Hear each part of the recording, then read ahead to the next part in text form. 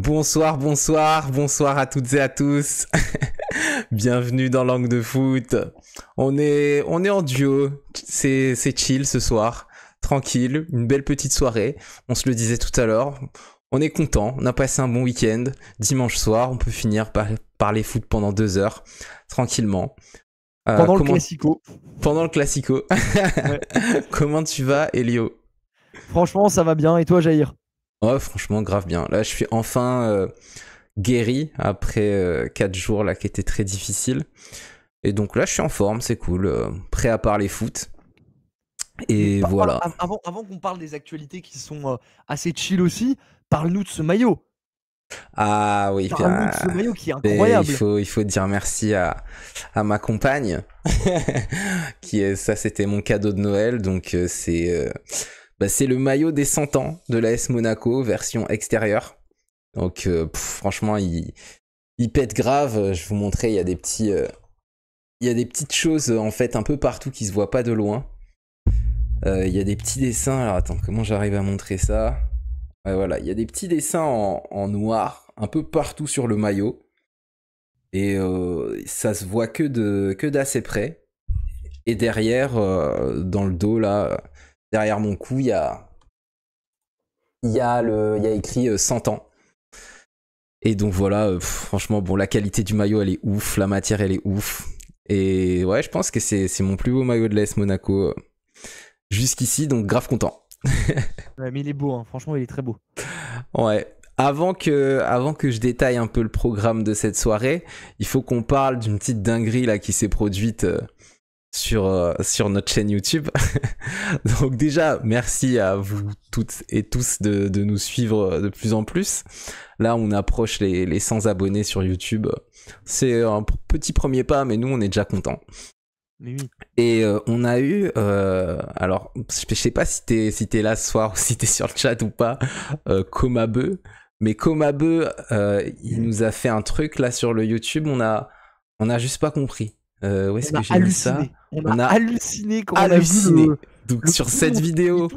Attendez, je vous montre.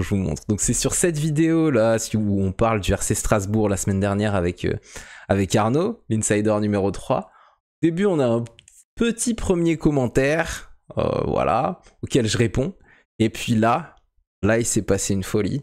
Franchement, honnêtement, on doit être pas loin d'un record sur YouTube. Donc je vous laisse voir la taille du commentaire qu'il a laissé ensuite, Komabeu. Voilà, ça continue. Donc il a été obligé de découper le commentaire en 3. Et auquel j'ai pu répondre ensuite. Donc déjà, la première chose, Komabeu, si tu regardes cette émission, sache que le jour où on décide de faire notre roast, parce que c'est un peu à la mode là, je vois il y a plein de gens là sur les réseaux, ils font des vidéos, ils font leur roast, soit ils le font eux-mêmes, soit ils font des gens les roaster. Komabeu, t'es embauché direct. T'es embauché direct pour faire notre roast, parce que là, moi, j'ai pris cher. Alors oui, les gens, vous irez lire le commentaire si vous voulez, mais j'ai pris bien cher. Mais bon, je suis tellement absolument pas susceptible et tout ça qu'il n'y a pas de souci. Et au-delà de ça, c'est ultra qualitatif ce qu'il a écrit. Ouais, non, mais oui, c'est un gars qui a... C'est un gars qui s'y connaît, qui est amoureux du Racing, et c'est ça aussi. Ah ouais. Quand tu t'attaques à une région aussi orgueilleuse que l'Alsace, et moi je sais de quoi je parle. Mais par contre, dans le commentaire, il y a un truc que j'ai pas compris. C'est pourquoi, genre, à un moment, tu parles de la connexion quand tu lui réponds. Ouais, parce que dans son premier commentaire, il dit autant d'approximations et de take foireuses. Des prises foireuses. Pour moi, il parlait de la connexion. Non, les takes, c'est les points de vue. Ah bon bah laisse tomber. C'est pour ça que quand j'ai lu le commentaire, laisse tomber. Moi je croyais qu'il faisait du franglais et qu'il disait des prises des prises foireuses, tu vois. Moi je croyais. Et là je me dis attends, comment ça, pourquoi il parle de ma connexion là? Qu'est-ce que j'ai à voir là-dedans? Je voulais juste me lier en fait. C'était gratuit. Mais non, mais je me suis dit, ouais, le gars, il a pris chaque détail de la vidéo, même à un moment, ta caméra, elle a coupé, même ça, il l'a relevé, le gars. Mais ok, bah merci pour l'explication. Ouais, non, t'inquiète, c'est. Et puis, non mais voilà, en tout cas, si à chaque fois, moi je peux me réveiller avec des dingueries comme ça et des gens qui nous font des analyses aussi approfondies, aussi complexes sur un club ou sur n'importe quoi qui a un lien avec le foot, moi je prends tous les jours. Hein. Des Comabeux, si dans notre communauté on en a 150, moi je signe tout de suite. Hein. Franchement, trop intéressant. C'est un nom à nous faire bannir de Twitch, ça, hein, Comabeux. Non, ce n'en est un que si tu relèves des jeux de mots vis-à-vis de ce mot. Mais si tu te contentes de prononcer naturellement, il n'y a pas de problème. Non, c'est rien. Non, c'est rien. Donc voilà, donc bon ben fin de la parenthèse. Encore merci Comabeux et méfie-toi parce que je crois quand même qu'Arnaud va finir par te répondre. Arnaud, donc regarde un peu tes messages, Arnaud mais là pour répondre à ça parce que oui, je l'ai pas dit, mais il a fait une dissertation en 15 points. 15 points. Donc ouais, je pense que Arnaud devrait répondre quand même parce qu'il a pas pu. Le format de l'interview est assez plaisant et malgré tout digeste. Comme un peu, ça m'a fait mourir de rire. Oui. Elle est malgré tout digeste. Malgré tout digeste. Ah bah c'est sympa mec. Non mais il sait très bien ce qu'il fait. En réalité, c'est un gars cool, tu vois. À la fin, il termine bonne journée à vous, l'équipe. Qu'il est content d'avoir découvert la chaîne. Donc voilà, mais ça m'a plié ce message. Ça, tu vois, les supporters du Racing. Les mecs voient une chaîne YouTube de même pas 100 abonnés qui font une vidéo sur le club. Tu vois, ça, c'est mon Alsace. Ça, c'est mon Alsace, ça, tu vois. C'est ça. C'est ça, ouais. Non, franchement, trop fou. Incroyable. Ouais. Bon, donc au programme ce soir, on aura quoi ? On va commencer d'abord par un petit fast-food qui revient, qui a même pas pu se faire la semaine dernière parce qu'on était trop hors délai. Donc voilà, Elio va nous parler de 5 actus différentes. Ensuite, on fera un petit point sur la Maxi Draft, ça fait longtemps. Il y a eu 2 journées qui se sont écoulées. On va voir un petit peu ce qui s'est passé à l'issue de ces 2 journées. Ensuite, on fera quelques prédictions pour 2025. Sur notamment les différents championnats du Big Five, les Coupes d'Europe et même la Coupe du Monde des clubs. Et puis ensuite, on terminera tranquillement avec le Big Foot. On ira voir ce qui s'est passé un peu dans les 5 grands championnats. Même si ça jouait pas en Angleterre ce week-end, ça jouait pas ou... Non, il y a un championnat où ça jouait pas, je sais plus lequel. Mais voilà, on verra. En Allemagne, ça a repris ce week-end. Ouais, en Allemagne, ça a repris ce week-end. Ligue 1, ça jouait. Serie A, ça jouait. Ouais. Et Liga, ça joue pas, ou alors ça joue, ou tout le monde joue pas en tout cas, puisque ce soir c'est la Super Coupe. Bon, on ira voir ça. On ira débriefer tout ça. On perd pas plus de temps. On commence directement avec le fast-foot et première actu, Elio. Hop, DAZN. Si le commentaire de Comabeux vous a intéressé sur le Racing, eh bien sachez que pour des tarifs moins élevés maintenant, vous allez pouvoir suivre la Ligue 1. Et oui, parce qu'il y a une chose qui fluctue plus que le prix de l'essence, c'est le prix de DAZN qui se modifie à peu près tous les 2 mois. Incroyable. On est passé à des sommes ahurissantes au début et DAZN s'est rendu compte que c'est pas en proposant des Angers-Lens à 40 € par mois que tu allais vendre ton championnat. Et du coup, désormais, nouveauté pour le mois de février, DAZN va passer son abonnement à 20 €. Ah, c'est 20 ? C'est 20, c'est selon l'équipe. Ah, j'avais pas vu. Moi, j'avais vu l'offre 69 € pour avoir toute la fin de la saison. Je crois que c'est ça, non ? Ouais. Alors, l'abonnement classique sera 19,99 € par mois. D'accord, mais on a aussi la possibilité de payer, je crois, 69 €. C'est ça, pour le pass mi-saison. D'accord, pour le pass mi-saison. En gros, c'est de la vente en gros parce que ça revient moins cher. Non, mais franchement, ils ont perdu tellement de monde. Ils auraient démarré direct à 20 €, ils auraient été blindés tout de suite, en fait. C'est fou. Ça, mais aussi le truc, parce que là, ils sont du coup en recherche permanente d'abonnés et ils ont même préparé, comme au McDonald's, un menu enfant. Tout simplement 10 € pour les moins de 26 ans et t'as DAZN. Ah ouais ? Ouais. Je mets genre toute la saison là. Pour le mois de février, ouais. 10 € par mois et t'as DAZN. 10 € par mois. Ok, d'accord. Ah ouais, ils sont vraiment en train de. Ok. Non, moi, ça me fait. C'est les soldes. C'est clairement les soldes. C'est la période, c'est début janvier, c'est les soldes. Et moins de 26 ans. C'est précis. Ouais. C'est précis, d'accord. Bah, ça me fait plus penser à une offre de la SNCF.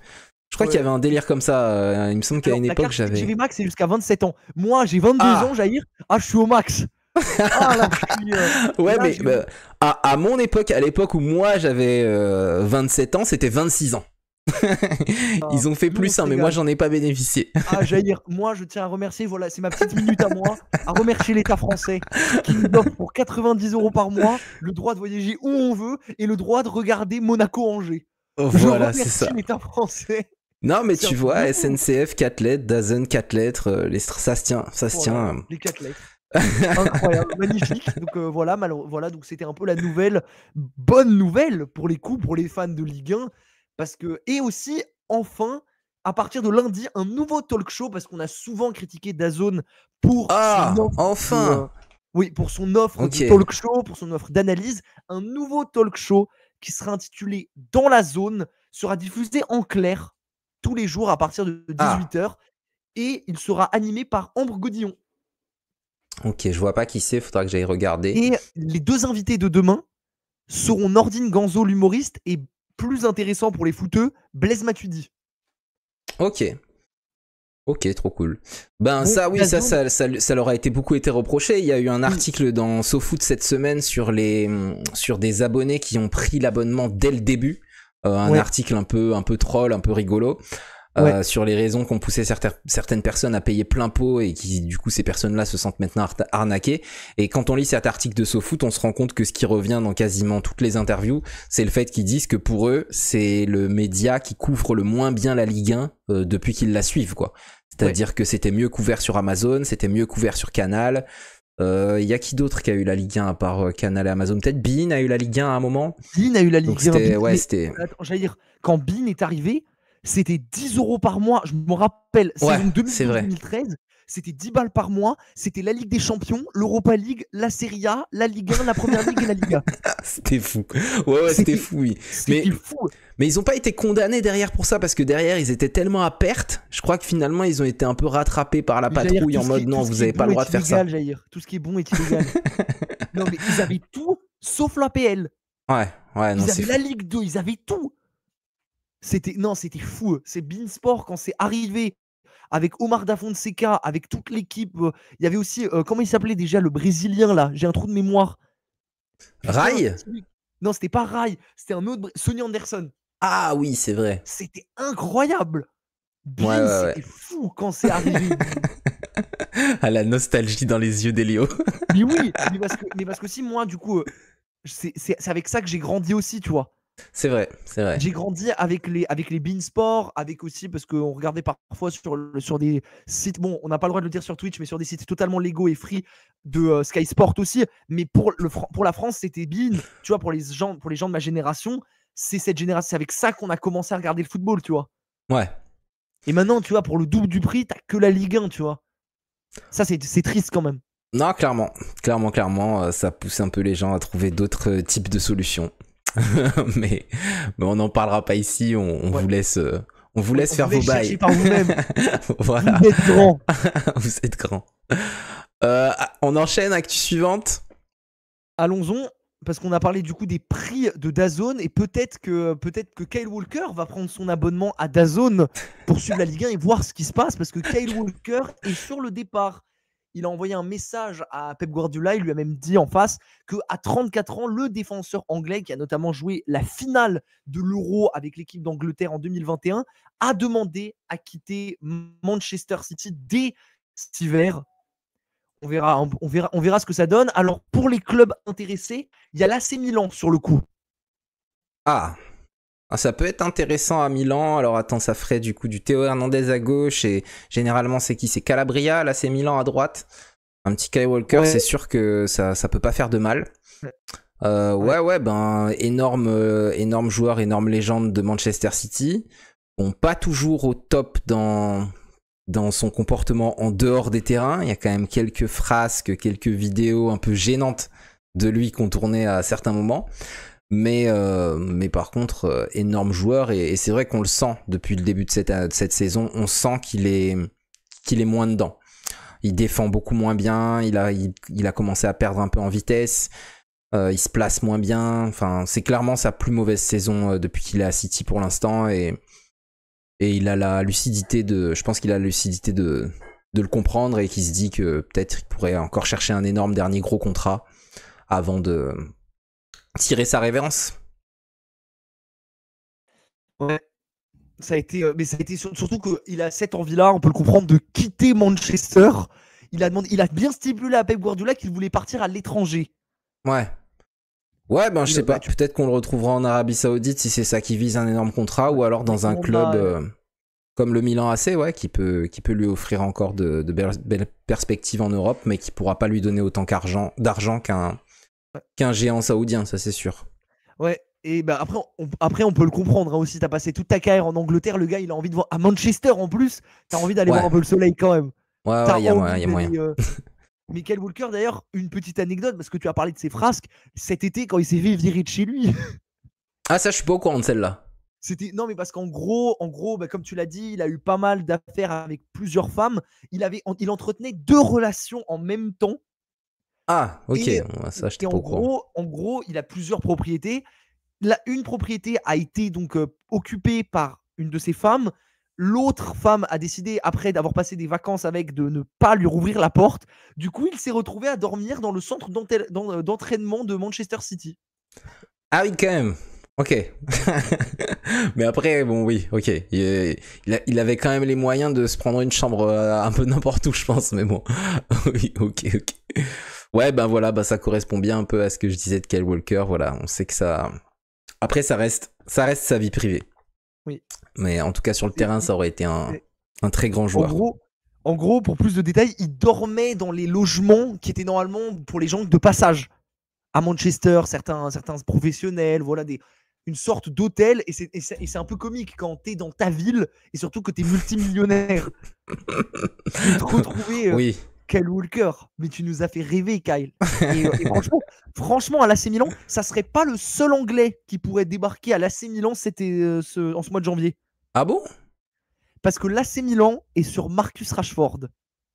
Ah ouais, j'ai pas vu cette rumeur là passer. Ça c'est une info. Ah, ça me ferait kiffer, mince. Ça me ferait kiffer d'avoir Rashford d'un côté, Leao de l'autre. Ça me ferait kiffer.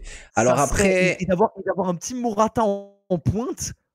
En vrai, c'est pas dégueu hein, comme attaque qu'il pourrait avoir. C'est pas mal. Le seul problème, c'est que pour l'instant, Pulisic, il est indéboulonnable à droite. Et que du coup, Rashford, normalement, il joue plutôt côté gauche. Et donc, du coup, ça se marcherait sur les pieds avec Leao. Faudrait trouver une autre animation. Mais en même temps, je dis d'habitude Pulisic est à droite. Mais là, contre Sessao, il vient d'arriver. Donc, il peut très bien totalement modifier l'animation du Milan et trouver peut-être une solution. Mais ok, de toute façon on va suivre ça sur le mercato, la destinée de Rashford, voir s'il se relance ou pas, parce que là ça a l'air un peu mal parti le cycle Amorim pour lui. Et là je vous fais du tease pour la dernière info, c'est que il y a un autre attaquant de Manchester qui pourrait potentiellement partir à Naples pendant ce mois de janvier. Zirkzee ? Restez avec nous pour la dernière info. Restez avec nous si vous voulez le savoir. Mais d'abord, alors on va dire que Manchester City est très loin d'avoir besoin d'argent. 50 millions dépensés pour Monsieur Kourazanov, si je me trompe pas dans son nom. Le mec le plus cher de l'histoire. Comment ça se prononce ? En fait, je sais comment ça se prononce, mais t'as dit un truc tellement bizarre, tu m'as enlevé sa vraie prononciation. C'est Kousanov, non ? Ou Kousanov, ça se prononce, je crois. C'est Abdul Kodir Kouzanov. Ouais, ça s'écrit Kouzanov, mais je crois que ça se prononce Krouzanov. Mais bon, attention, je suis pas sûr à 100%. Mais non, le truc de malade, c'est vrai qu'on aurait même pu le mettre dans les actus, ça, parce que c'est une dinguerie. Ouais, mais acheter 100 000 euros, vendu 50 millions un an et demi après, c'est du jamais vu, je pense. Ouais, mais il y a Anguille sous roche. Il y a un truc pas clair dans cette histoire. Ah bon? Tu payes 50 millions à un mec qui a 20 matchs en Ligue 1. Écoute, moi le problème c'est que j'ai pas assez vu Lens jouer, mais apparemment c'est assez monstrueux. Je sais pas si t'as vu, j'imagine que la plupart d'entre vous connaissez le youtubeur Willou. Willou, il a fait une vidéo il y a pas longtemps sur... des fois il fait des vidéos où il feuillette des rapports du CIES, qui est l'Observatoire du football. Et le dernier rapport qu'ils ont fait, il est vachement intéressant, c'est sur les meilleurs U24 dans le monde. Et sur chaque poste, c'est vraiment ultra précis. C'est-à-dire qu'ils vont pas faire genre juste défenseurs centraux. Ils vont même déterminer les types de défenseurs centraux. Défenseur central, à l'aise dans la relance. Ils vont faire des catégories comme ça. Et je sais plus c'est quoi le nom de la catégorie de Kusanov, mais Kusanov, dans sa catégorie, il est considéré par le CIES numéro 1 mondial. Ok. Des jeunes de moins de 24 ans. C'est-à-dire, il donne des notes comme sur FIFA. Et Kusanov, je sais plus à combien il est, mais il est à plus de 80 et c'est la meilleure note. Okay. Bah, franchement, hâte de voir ce que ça va donner en première ligue. Parce que franchement. Ouais, bah, de toute façon, là, sa trajectoire, c'est de la folie. Je sais même En pas tout comment. cas, Manchester City devrait donner des conseils de budget à Barcelone. Oui, j'avais mis là depuis un petit moment. La petite blague pour ceux qui ont la rêve, pour les plus de 60 ans qui nous regardent. C'est la rêve du coup à Question pour un champion, un très bon jeu, et c'est Julien Lepers pour les plus jeunes, ceux qui n'ont pas connu cet animateur. Ouais, j'ai pas mis le présentateur actuel parce que bon, pour moi, Question pour un champion, ce sera toujours Julien Lepers. Julien Lepers. Et ce qui nous permet de faire un jeu de mots extraordinaire, c'est que Dani Olmo veut jouer avec un ballon, mais Julien Lepers. Merci à tous. C'était ma fin à langue de foot. Ok. Je suis en showcase tous les mardis soirs au théâtre Le Trianon. Non, plus sérieusement, le FC Barcelone, c'est un véritable feuilleton. Vous avez tous entendu parler de cette affaire Dani Olmo, Pau Victor. Et dans le football, tout va très vite. La semaine dernière, dans le fast-foot qu'on n'a pas pu réaliser, on devait parler du fait que ces deux mecs devaient quitter le club. C'est ça. Et bien cette semaine, on apprend que Pau Victor et du coup Dani Olmo peuvent rester à Barcelone. Ils ont fait un recours devant la justice espagnole et la justice espagnole a donné raison. On n'a pas plus d'informations que ça, mais Dani Olmo et Pau Victor ont été donc inscrits officiellement pour le deuxième semestre de Liga. Ils ont validé leur premier semestre, ils peuvent finir l'année, ils peuvent valider le deuxième semestre. C'est ça. Du coup, c'est ce qui change un peu évidemment la face de la Liga, parce que Dani Olmo a quand même réalisé un début de saison de porc, tout simplement, avec le FC Barcelone. Et aussi, cette inscription, elle ne rend pas. Elle fait un peu jaser en Espagne. Il y a pas mal de gros clubs qui se sont insurgés, tout simplement, contre cette décision. L'Atlético Madrid a parlé d'un précédent très dangereux, car ça ouvrira la porte au contournement des règles et aux répétitions des graves erreurs du passé. Sans règles claires et égales pour tous, aucune concurrence loyale n'est possible, parce qu'on rappelle que le FC Barcelone avait été condamné pour non-respect du fair play financier. C'est pour ça que Dani Olmo et Pau Victor ne pouvaient pas être inscrits au deuxième semestre. Et au final, hibili hop, le FC Barcelone a pu réintégrer les deux. Parce que le CSD, le Conseil supérieur des sports espagnols, qui a du coup un organe qui dépend du ministère du sport espagnol, a dit que c'était bon. Mais on n'a pas plus d'infos. Ouais, non, c'est vraiment très bizarre cette affaire. Après, moi, j'ai pas assez lu d'articles dessus sur vraiment les dessous de cette affaire. C'est pas très clair. Mais cette histoire, elle est pas très claire. Et je salue Diego qui nous écoute et qui m'a écrit, parce que j'ai dit dans ma story pour la promo qu'on va parler de la fraude du FC Barcelone. Et lui m'a répondu: ta tante, la fraude. Merci Diego. En espérant que tu passes un bon moment devant le Classico, devant l'émission. Ouais, non, très bizarre. Après, bon, c'est vrai que du coup, je pense que Flick, ça lui retire une grosse balle du pied et une grosse épine du pied. Et surtout, Olmo, de ce que j'avais compris, il commençait vraiment à être très énervé. Lui, il était un peu en pétage de câble de potentiellement devoir partir. Et pareil, le président barcelonais, Laporta, lui aussi, ça a quand même entaché sa cote de popularité, son image. Mais il a quand même évité le pire, parce il y avait sa démission qui commençait à être réclamée par les socios.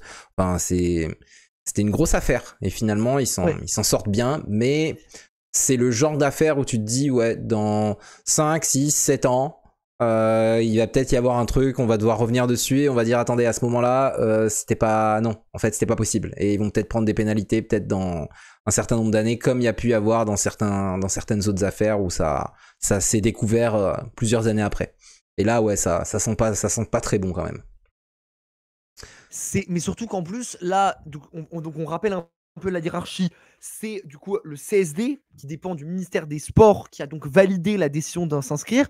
Mais ce n'est pas la Liga qui a décidé. On a Javier Tebas, le président de la Liga, lui a fustigé cette décision, parce que du coup, c'est quelque chose qu'on impose à la Liga. Clairement, c'est pas lui qui a décidé.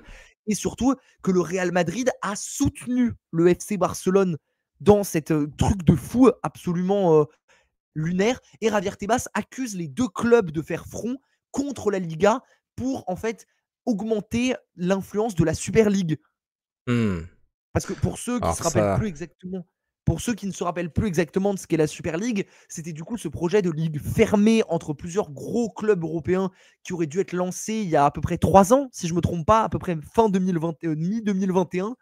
Et en fait, c'est un projet qui a fait beaucoup, beaucoup parler en Europe et ce qui a été abandonné parce qu'il y a eu pas mal de sanctions, notamment contre certains clubs comme la Juventus. Mais en fait, le projet de Super League, c'est vrai qu'il continue d'exister dans les têtes. hmm, Le projet de Super League, c'est pas parce que maintenant ça s'est stoppé que c'est pas fini. ouais. Ouais, ben, de toute façon, du coup, il va falloir suivre l'évolution sur les prochains mois, prochaines années, comme j'ai dit. Mais c'est sûr que déjà, rien que le fait de ce que tu dis là, que c'est pas la Liga qui a décidé ça et que c'est un organe extérieur à la Liga qui décide, déjà ça, moi, ça me paraît anormal. Je vois pas pourquoi un championnat ne pourrait pas régir directement lui-même Oui, les lois et les règles sur les mouvements qui se déroulent dans ce championnat. Je vois pas comment on ouais. peut faire. Enfin, ça n'a pas de sens pour moi de faire intervenir un autre organe. Donc, ouais, une affaire complexe. Il doit y avoir des experts qui ont été plus Ouais, bah loin oui. que nous sur. Parce que là, c'est une affaire qui dépasse complètement le cadre du foot, en fait. Et d'ailleurs, 1-0 pour le Real Madrid. Ok, but de. But de Mbappé. Oh, allez. Ça va peut-être renforcer certaines prédictions. On verra Ouais. ça tout à l'heure. Ouais. Euh, D'ailleurs, très très beau but après une course de 50 mètres. Ah oui, quand même. Ok, Ouais, ok. solo.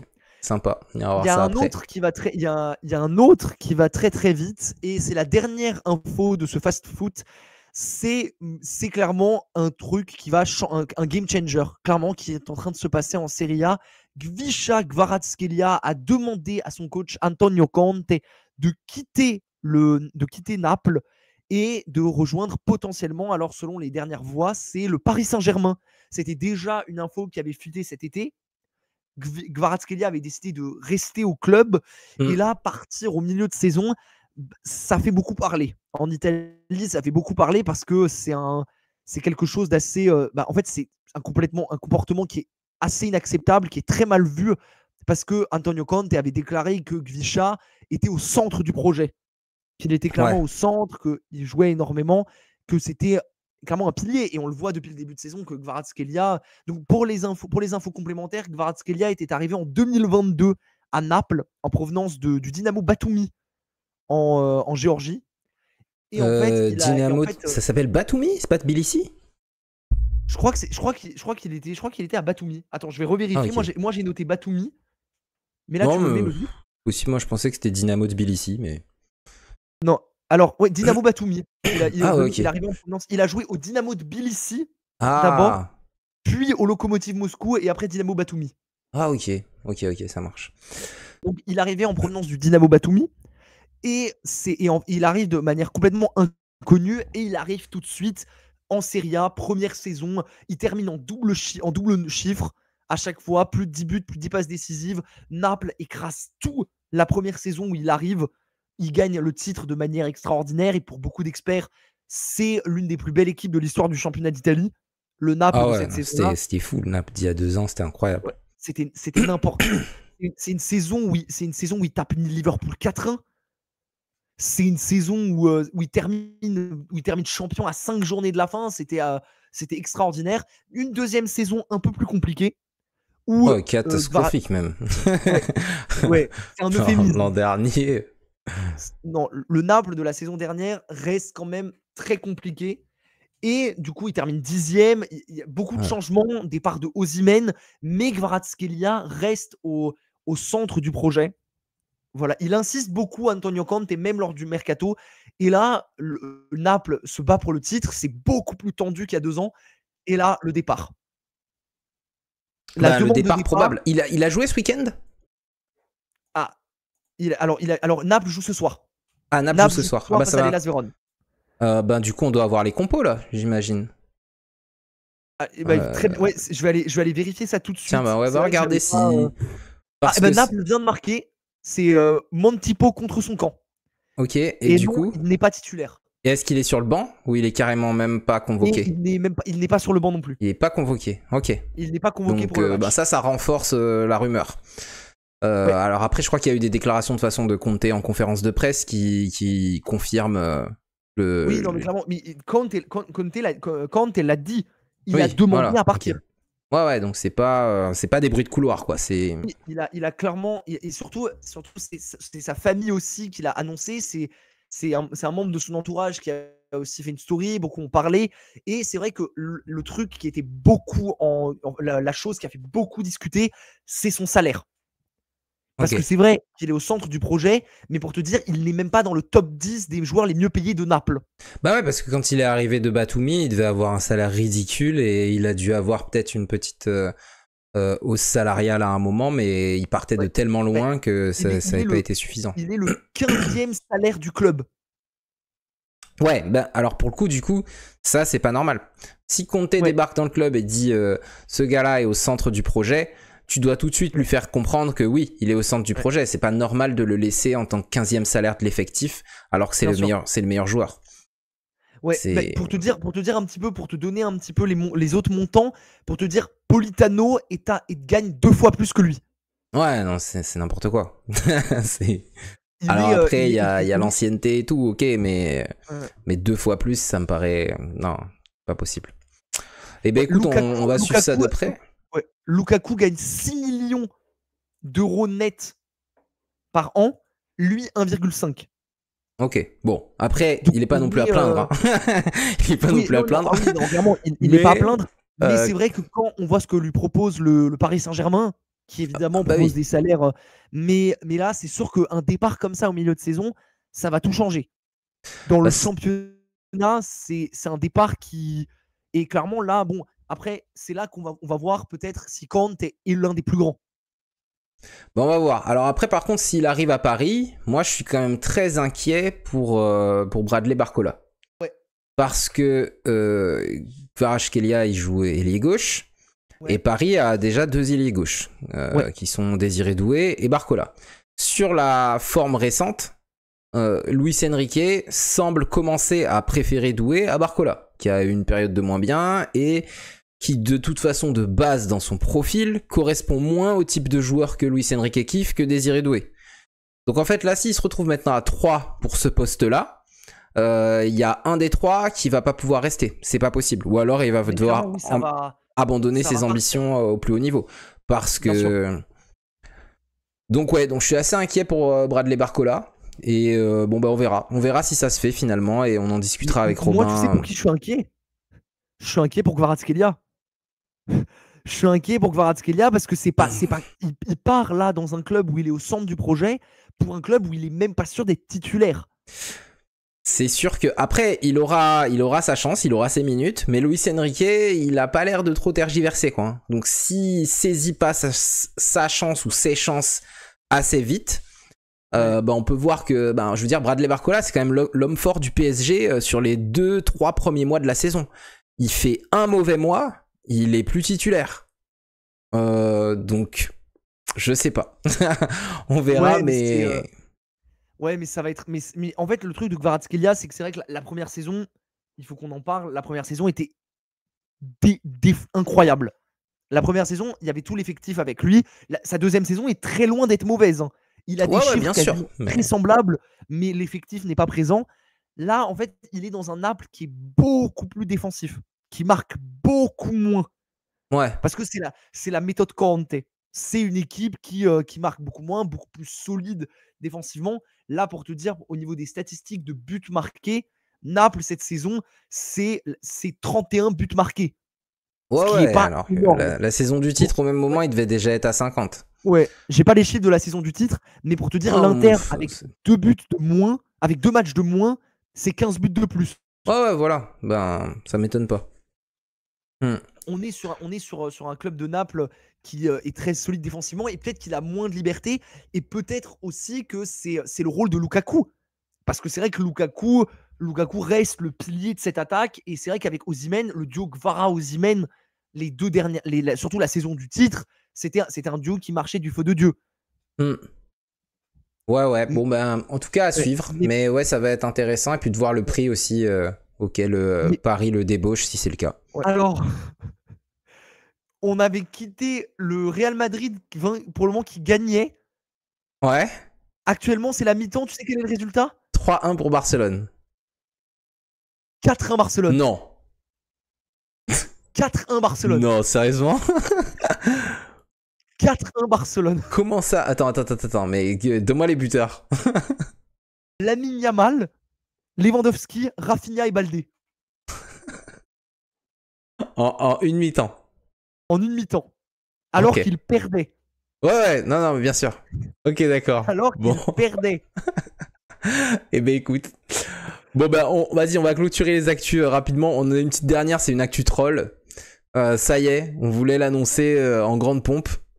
Le monsieur que vous voyez ici Enfin a enfin mis un but. un but. Donc, Enfin j'ai Parce que, attends, il faut remettre le contexte.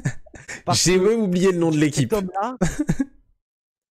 Cet homme-là n'avait pas marqué de l'année 2024. 0 but en 2024. Et là, on est le combien? mec On est comme le Guéret. 12 janvier. Donc, il a passé 365 jours en 2024 sans marquer. Il lui en aura fallu, Ouais.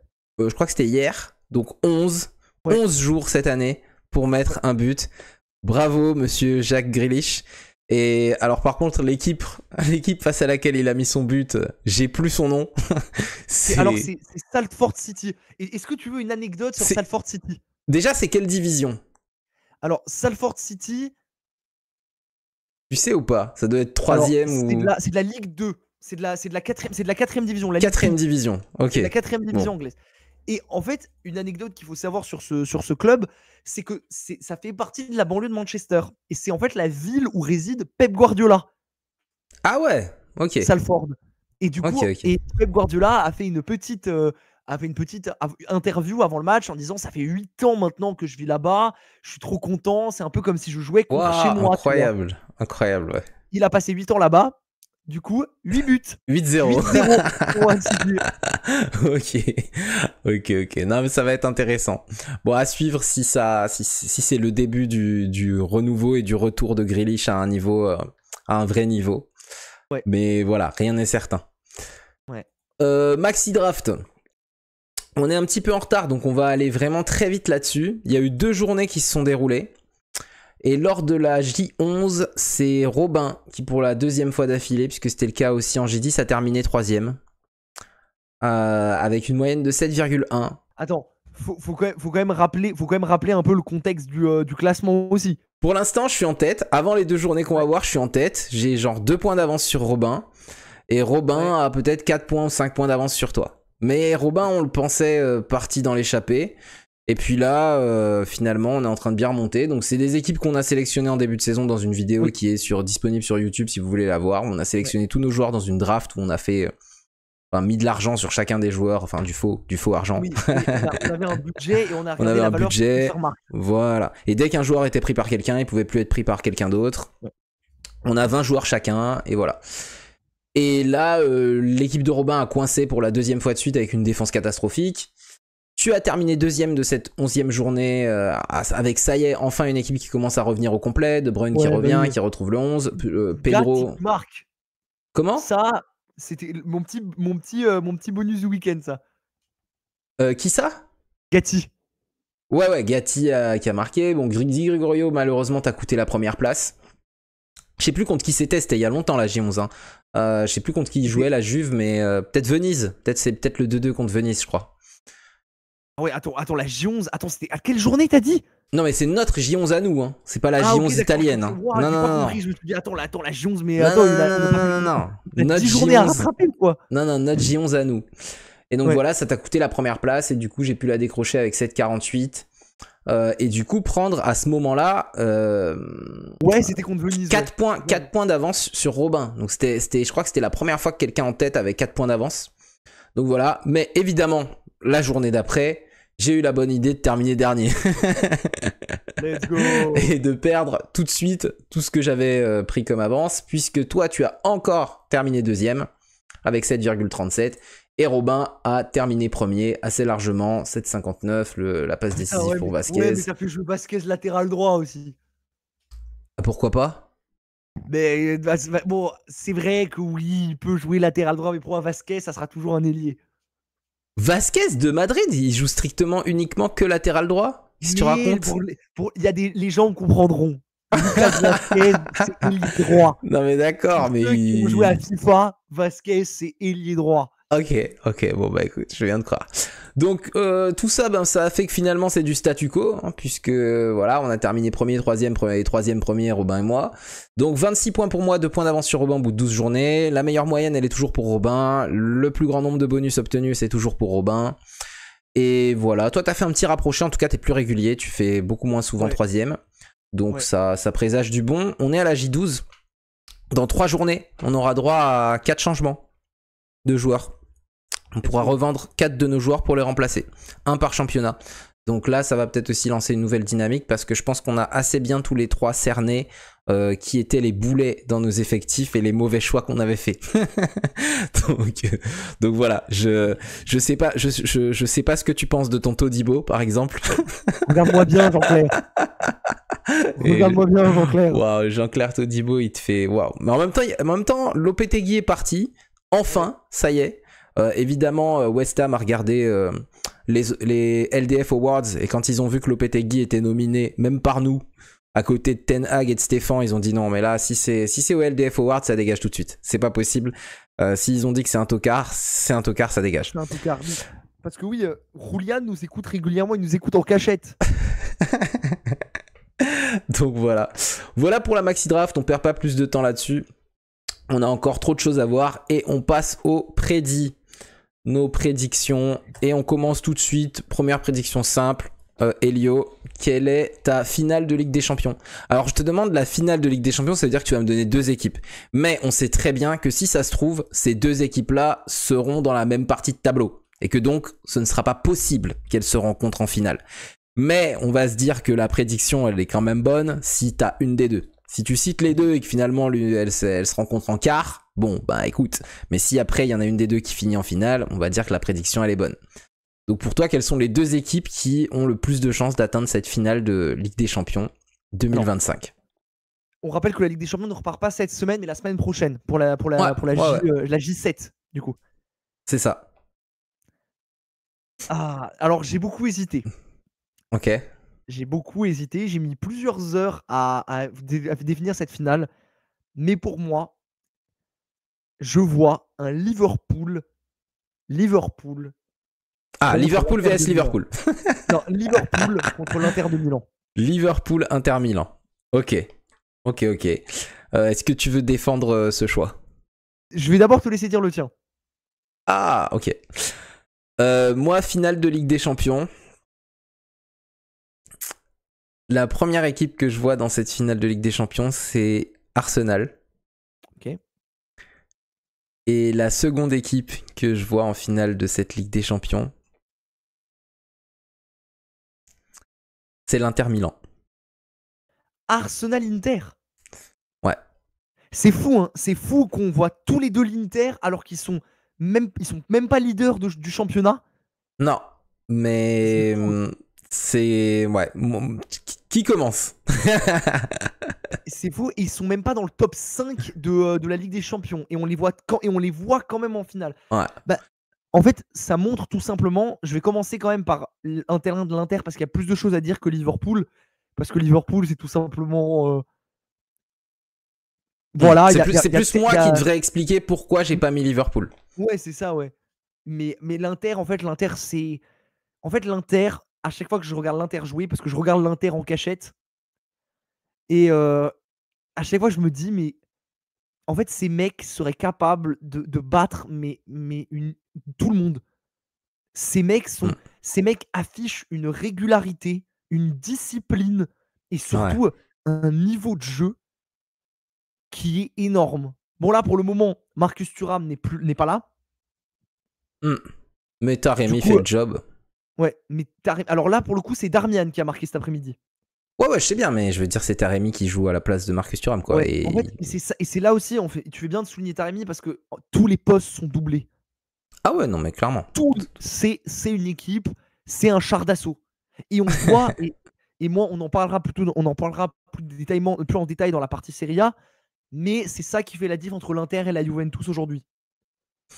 Ah ben, alors c'est ça, et c'est aussi les automatismes. C'est dans la Juve, il y a eu tellement de nouvelles arrivées qu'il faut du temps aussi pour que les joueurs. Alors que l'Inter, le cerveau de la machine, le centre des machines, le Barella, Mkhitaryan, Çalhanoğlu, les mecs, ils peuvent jouer les yeux fermés ensemble maintenant. Ils n'ont plus aucun secret l'un pour l'autre. Et ça fait une grosse différence. Mais après, du coup, donc toi, l'Inter, donc moi, je comprends totalement. Pour moi, c'est l'équipe qui collectivement est la plus forte de la Ligue des Champions. Riyad nous dit Barcelone-Liverpool ou Liverpool-Arsenal. Donc Riyad aussi voit Liverpool partout. Pourquoi j'ai pas mis Liverpool moi? Déjà, la première chose, c'est parce que je suis supporter de Liverpool et que j'ai pas envie de m'enflammer et de nous porter la poisse. Ça, c'est la première raison. Et l'autre raison, c'est parce que la saison de Liverpool, elle est trop extraordinaire, trop vite. Et que j'ai l'impression que sur ce genre de saison directement extraordinaire, ça ne peut pas durer sur toutes les compétitions. Et je pense que Liverpool remportera le championnat d'Angleterre. Je pense que Liverpool remportera une des deux coupes. Mais je pense qu'en Ligue des Champions, ils vont tomber sur un os à un moment. Je sais pas ce sera qui. Et ça va être un match épique, hein. Mais ils vont se faire sortir par quelqu'un. Peut-être en quart, peut-être en demi, je sais pas. Mais je les vois pas réussir à faire une saison anthologique. Parce que j'ai l'impression que ça va coincer au bout d'un moment. Qu'est-ce qui pourrait coincer selon toi? En fait, il y a plusieurs choses pour moi qui peuvent coincer. La première chose à Liverpool qui peut coincer, c'est le niveau trop fluctuant d'Alexander-Arnold. Qui, défensivement, fait des erreurs qui, si tu les fais sur des stades avancés de la compétition, ça peut coûter trop cher. La deuxième chose, c'est le niveau de Robertson. En fait, les deux latéraux de Liverpool. Robertson, honnêtement pour moi, c'est le moins bon Robertson que je vois depuis que je suis Liverpool cette année. Cette saison, c'est sa moins bonne saison. Je te coupe 2 secondes, 5-1. Non mais c'est quoi cette dinguerie, on va aller voir résumé après. C'est la folie. Ouais, donc je disais, c'est l'un des moins bons Robertson que je vois.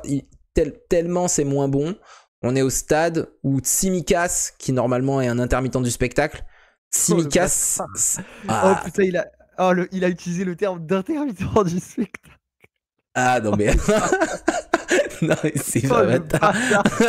C'est pas bâtard. C'est pas bâtard. Ça fait combien d'années qu'il est au club, Tsimikas? Ça fait super longtemps. Tsimikas, gros respect. Ça fait longtemps qu'il y est, Tsimikas. Gros respect. Tsimikas, je l'adore. Hein. Attention, je l'adore. Mais il est pas censé faire des meilleurs matchs que Robertson. Et pourtant, moi, je trouve que c'est le cas en ce moment. Donc, il y a ça.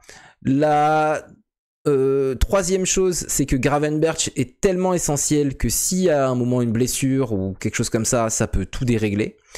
Et le dernier facteur, c'est que Mohamed Salah a vraiment l'habitude de faire des départs en boulet de canon. C'était encore le cas le début de la saison précédente. Et d'être moins bon de janvier à juin.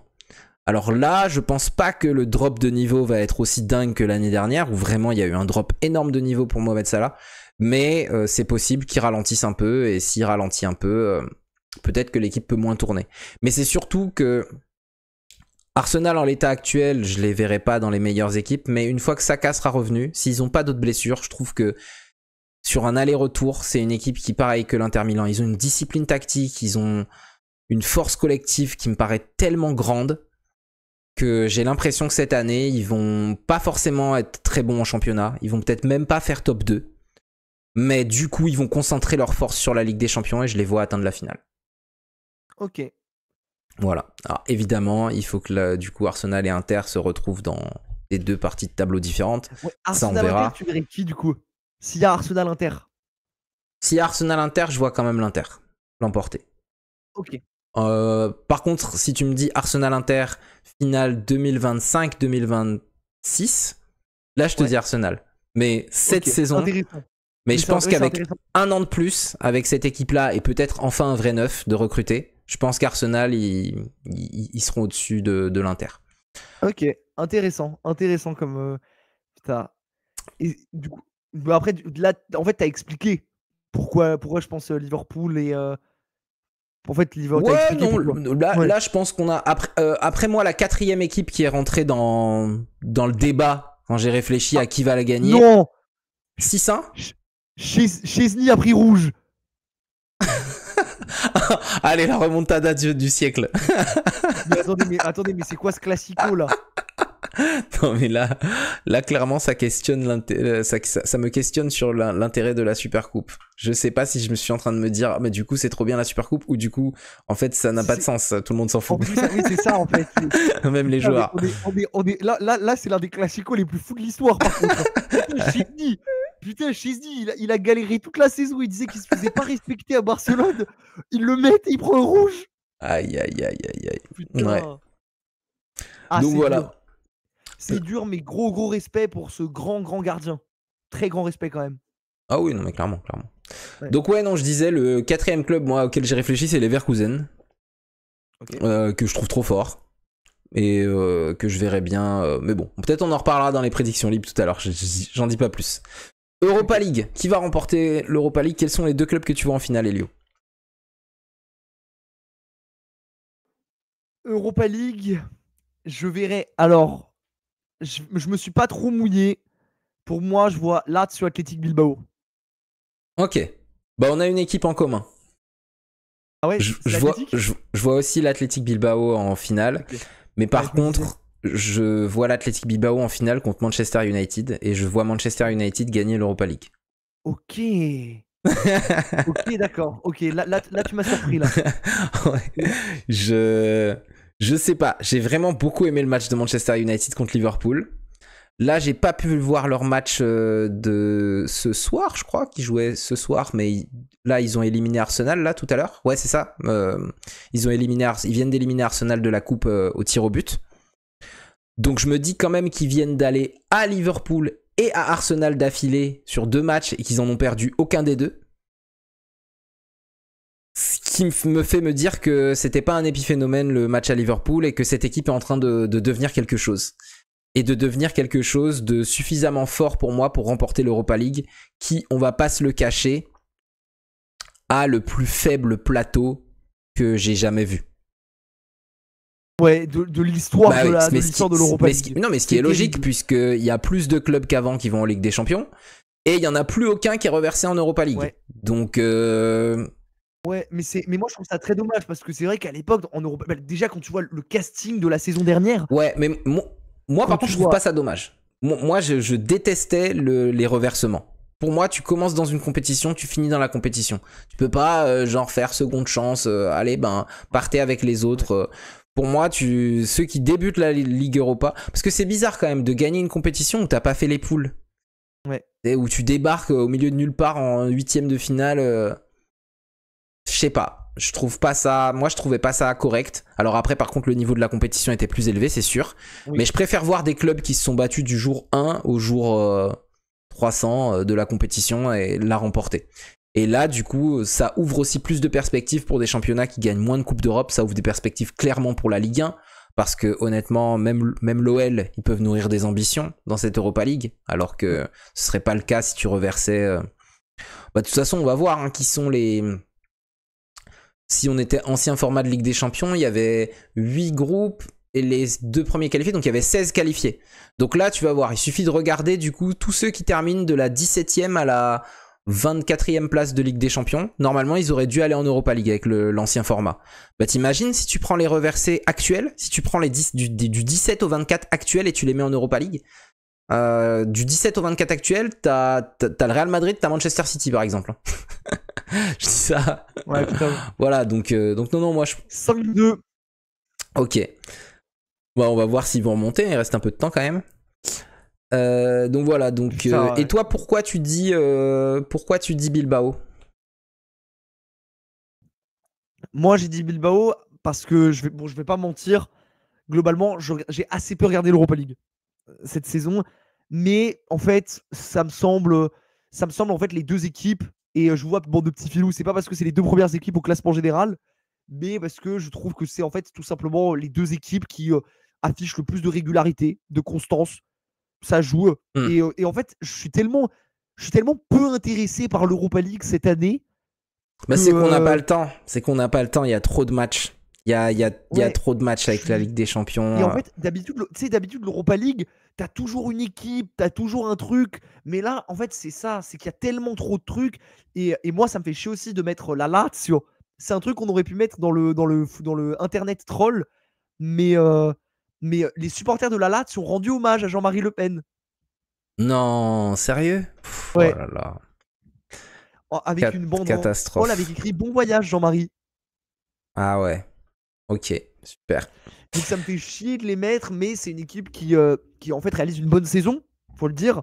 Pedro, Pedro est de retour à un niveau incroyable, il est éternel ce mec. Ah, il est Il est éternel, ça n'a pas éternel. de sens. Ça n'a aucun sens. À chaque fois, moi, Castellanos, je vérifie si c'est le même. Parce que des fois, je me dis, ouais, attends, ils ont peut-être recruté un mec qui s'appelle Pedro et j'ai non, pas c'est le même capté. Pedro. C'est le même Pedro. C'est le... Ça a pas de sens.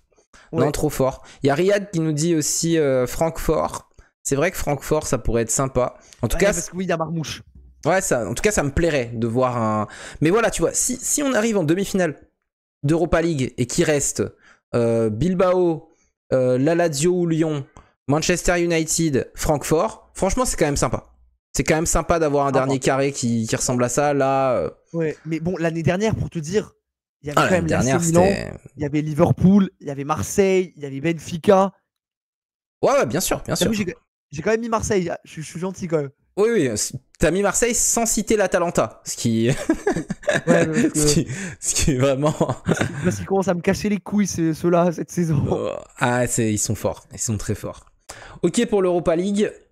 La Ligue 1, qui va remporter la Ligue 1? Est-ce qu'on prend vraiment le temps de faire cette... Non, tu sais quoi, on va faire mieux. La Ligue 1, on va dire qui va faire deuxième, parce que ça n'a aucun intérêt de... Ouais, bah, le premier, c'est. Malheureusement, c'est. Alors, qui va faire deuxième? C'est quoi? Moi, je vois bien Marseille deuxième. Ouais, Pour le... ben, je crois qu'on a tous les demi Marseille deuxième. Ah Ouais. non, toi t'as mis Monaco premier, mais t'as mis Paris Moi, j'avais mis deuxième. Monaco premier, ouais. T'as mis Monaco premier, bon, je pense que ça, t'as compris que c'était dead. Bah, là, ils sont à moins Mais... 12 là. Ouais, ouais, non, c'est mort. Et bah moi, pareil, je continue de voir. J'ai mis Marseille deuxième en début de saison et je continue de les voir terminer au-dessus devant Monaco. Et d'ailleurs, même Monaco, il va falloir cravacher pour la troisième place parce que c'est loin, très loin d'être acquis. Ouais. Donc ouais, la Ligue 1, bon, pas la peine de passer trop de temps là-dessus. C'est un des championnats qui est devenu un des plus faciles à prédire, là, j'ai l'impression, à ce stade de la saison. Ouais. Un championnat beaucoup plus dur à prédire, la Serie A. Ah. Qui va remporter la Serie A pour toi, Elio? Ouais. Si tu m'avais posé la question il y a 3 jours, je t'aurais répondu Naples, mais là, je vais te dire l'Inter de Milan. Ouais, mais je pense que je vais dire comme toi. J'ai l'impression que cette équipe est trop forte. En plus, j'ai l'impression qu'ils ont acquis un truc qu'ils n'avaient pas forcément encore les autres années. C'est vraiment cette capacité à faire l'effort minimum. C'est devenu un élève tellement bon, l'Inter, tu vois, si je prends le parallèle avec un élève en classe, que en gros, il révise vite fait, tu vois. Il fait avec ses souvenirs aussi du match précédent. Il révise vite fait. Il vient, il joue 20 minutes. Et s'il mène, un peu là comme ce soir contre Venise, ils mettent un but à la 16e minute. Après, ils savent qu'ils sont tellement au-dessus. Ouais. Ils gèrent tranquille. Mais ça déroule. Et si Venise égalise, ils réaccélèrent, ils t'en planteront un deuxième en fait. Il n'y a pas de... J'ai vraiment l'impression qu'ils ont cette marge-là maintenant, qu'ils n'avaient pas forcément à ce point-là les autres années. Et donc sur la durée, je vois pas Naples ou l'Atalanta réussir à tenir la cadence. C'est trop violent en fait. Ça va être trop violent. En fait, c'est tellement des monstres de régularité. On en a parlé déjà un peu avant dans la partie Ligue des Champions. Mais en fait, c'est tellement ça. C'est que les mecs savent que en fait, les autres, t'as l'impression que les autres ne jouent même plus. C'est ça. Genre Venise, c'était énorme quoi. Moi, c'est un match que j'ai regardé. C'était cruel presque. Et il y a que 1-0 à la fin. Et d'ailleurs, ouais. Mais oui, mais parce qu'en fait, c'est tellement fort, mais c'est tellement, c'est quasiment, c'est l'écrasement mental. C'est ça. C'est ça, ouais, ils prennent. D'ailleurs, l'Inter aurait reçu une offre venant de l'Al Hilal pour Barella. Ah ouais? Ok. Ouais. Ouais, bon, jamais ça va être accepté. Mais ok. J'espère que ça sera pas accepté. Ah, moi, franchement, si tu me dis sur ce mercato-là, Barella part en Arabie Saoudite, j'arrête de suivre la Serie A. Ouais. Je te le dis directement, on la supprime du programme. Ouais. D'ailleurs, ouais. Et La on n'en Liga parle aurait plus. proposé 18 millions d'euros annuels à Barella. Ouais, moi, je m'en fiche. Même si propose 100 millions, si Barella quitte l'Inter j'arrête la Serie A. C'est terminé. Ouais. je Mais peux non, pas. tu vas suivre les aventures de Marcus Rashford et de Garnacho. Non, là, ce serait trop pour moi. Ce serait trop. Non, ça doit être mon joueur préféré de Serie A, Barella. Ok, donc Serie A, tous les deux Inter, bon, assez convaincu. Ouais. Première ligue, est-ce qu'on part sur la deuxième place plutôt? Je pense qu'on part sur la deuxième place plutôt parce qu'à mon avis, on pense tous les deux que Liverpool va la remporter. Ouais. Et vu la cote, ça n'a pas trop d'intérêt. Mais par contre, la deuxième place, c'est plus difficile à prédire, je pense. Toi, tu vois qui? La deuxième place, je vois quand même Arsenal. Arsenal? Ok. Ouais. Moi, la deuxième place, je vois City. Ah, ok, donc tu vois la folle remontée de. Ouais. Donc tu penses que Arsenal va caler et que City va rattraper son retard de 6 points. Je pense pas qu'Arsenal va caler. Je pense qu'Arsenal va continuer à faire ce qu'ils font depuis le début. Et du coup, dans ce qu'ils font depuis le début, souvent, ils pomment des points à droite à gauche. Ok. Et je pense que City va faire une série monumentale. De toute façon, moi, je l'ai dit directement, quand Rodri s'est blessé, on a tout de suite dit, oulala, sans Rodri, on sait que City c'est moins bon, on a vu les stats, là, ça va être sur une longue durée, est-ce que ça va couler? Mais la première chose, moi, que je disais, c'est il y a Kovacic. Et quand City a perdu Kovacic, dans l'émission, j'ai dit, alors là, par contre, c'est grave. C'est parce que là, ni Rodri, ni Kovacic, c'est très très grave. Devoir aligner Rico Lewis titulaire au milieu à tous les matchs, c'est très très grave. Et on a vu la série qui s'est produite. Maintenant qu'ils ont récupéré Kovacic, comme par hasard, bah on voit tout de suite, boum, c'est reparti. Ils ont fait 3 victoires d'affilée. Je pense qu'avec Kovacic, avec un De Bruyne qui est revenu aussi à un meilleur niveau, ils vont réussir à reprendre quasiment leur statut habituel et ils vont nous faire une grosse série. En plus, ils vont avoir les ajustements de ce mercato hivernal. On parle de qui à City? Je me souviens plus des rumeurs, mais on parle de quelques joueurs quand même assez pertinents. On parlait devant de... je sais plus qui ils voulaient prendre. Ils ont un 9 en tête parce qu'ils se sont rendus compte qu'Haaland tout seul, c'était pas assez. J'ai oublié qui ciblait. J'ai vu ça tout à l'heure. Non, c'est pas ça. Je vais aller vous dire ça. City rumeur. Tu l'as pas en tête le 9 qui est ciblé par City? Je l'ai pas du tout. Je l'ai pas du tout en tête. Un 9 ciblé par City, tu dis? Ouais, ils ont un joueur qui voulait absolument. Bah tiens, vas-y, pendant que je cherche ça, je te laisse faire ta prédiction sur la Liga. Qui va remporter la Liga? Et là, c'est intéressant. Ah bah là, sachant que t'es devant, Là, t'es devant là, un 5-2 sur le Classico. Je vois quand même le Real Madrid gagner la Liga. Le Là, Real Madrid. les joueurs commencent à prendre leur place. Mbappé commence à se montrer. Il y a quelque chose d'assez agréable à voir quand tu vois le Real jouer. Là, la victoire face à Valence, c'est une belle victoire à la force mentale. Le Barça, en fait, il y a trop de trucs extra-sportifs pour que ça soit pérenne. Il y a trop de problèmes extra-sportifs pour que ça se pérennise. C'est pas faux. C'est pas faux et surtout, il y a, de façon assez hallucinante, il y a 6 points d'écart. C'est fou qu'à mi-saison, le Real ait 6 points d'avance sur Barcelone. Ouais. Quand tu vois l'impression dégagée par les deux équipes depuis le début de la saison. Oui, mais parce que le Real est quand même beaucoup plus régulier. Ah ben, complètement. Ouais. Écoute, moi, en début de saison, j'avais dit que Barcelone serait champion. C'était ça dans ma prédiction. Et tu sais quoi, même si j'aurais tendance à pencher pour le Real, je vais quand même la maintenir. Je vais quand même dire que Barcelone va le faire. Ouais. va réussir à remonter et gagner. Et je vais m'appuyer pour ça sur quelque chose que tu connais bien hein, et que tu sais bien que j'aime bien. C'est les statistiques. Les expected goals. C'est le retour de Jair, le mathématicien. Et pour vous montrer quelque chose, donc ça, c'est les expected points qui sont dans la colonne tout à droite. Ah, pourquoi on voit pas ma souris? Ah, c'est dommage, on voit pas ma souris. Bon, dans la colonne tout à droite que je fais briller, là, que je fais clignoter, il y a les expected points. Et vas-y, on va voir si je peux zoomer un peu dessus. Et si on regarde, en fait, le classement corrigé aux expected points, Barcelone, en termes de points qu'ils auraient dû avoir, ils sont premiers de Liga. Ils auraient dû avoir actuellement 39,9 points. Bon, on va arrondir 40 points. Attends, l'Atlético devrait être à -7. Attends, ils en ont 38. Ça veut dire qu'ils sous-performent de 2 points. Ils ont 2 points de moins que ce que le modèle prévoit. Alors que et l'Atlético et le Real Madrid, l'Atlético a 7 points de plus que ce qu'il devrait avoir et le Real a 6 points de plus que ce qu'il devrait avoir. Mais c'est quoi ce braquage? En même temps, t'as vu les matchs du Real, t'as vu les scénarios des matchs du Real. Tu crois que tu vas gagner à 10 contre 11 contre Valence en étant mené à 5 minutes de la fin? Ça, c'est un délire. C'est... En plus... mais le Barça a trop calé. Le Barça, bien sûr. Mais tu vois, il y a trop de trucs extra-sportifs. Peut-être pas cette saison, mais peut-être la saison d'après pour Barcelone. Le truc, c'est que... le problème avec ça, c'est que tu peux te dire à un moment... ça va aller mieux. Le Real, ça va se rééquilibrer les stats.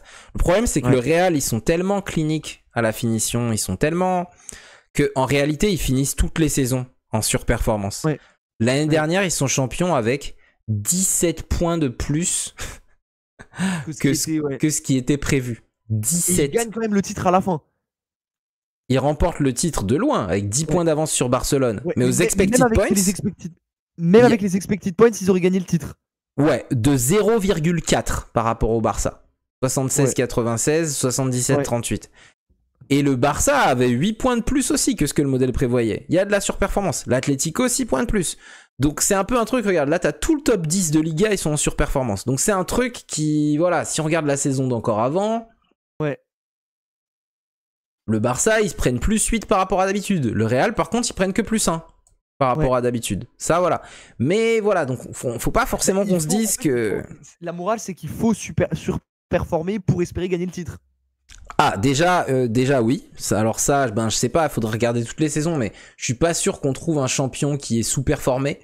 Mais tout championnat confondu, hein, ça doit être compliqué. Mais par exemple, tu vois, là, cette saison-là, le Real est champion, Barcelone, ils sont en sous-performance de 0,6. C'est une petite sous-performance, mais ça reste une sous-performance. Le Real, ils sont en surperformance de plus 12. Et là, si du coup je corrige aux expected points, tu vois que c'est Barcelone qui est champion. De 0,01. Mais Barcelone a fait une saison dont ce qui a été produit en termes de contenu a été supérieur à ce que le Real Madrid a produit. Putain. Bref. Donc voilà. Donc moi, par rapport à ça, je vais me dire, allez, Barcelone, là, ils sont en sous-performance de 2 points. C'est pas dans leur standard. Normalement, ils sont jamais en sous-performance. Ils vont finir par basculer dans la surperformance. Et en faisant ça, et en faisant une série, je vais dire qu'ils vont remonter, qu'ils vont réussir à choper ce titre. Et si c'est pas Barcelone qui le gagne, je pense qu'il y a une équipe dont on aurait déjà dû parler, c'est l'Atlético Madrid, qui est peut-être en réalité le vrai favori de cette Liga. Et je sais pas si t'as vu, est-ce que tu sais sur quelle série ils sont là, l'Atlético Madrid ? Ah, là, ils sont sur 5 victoires de suite, là.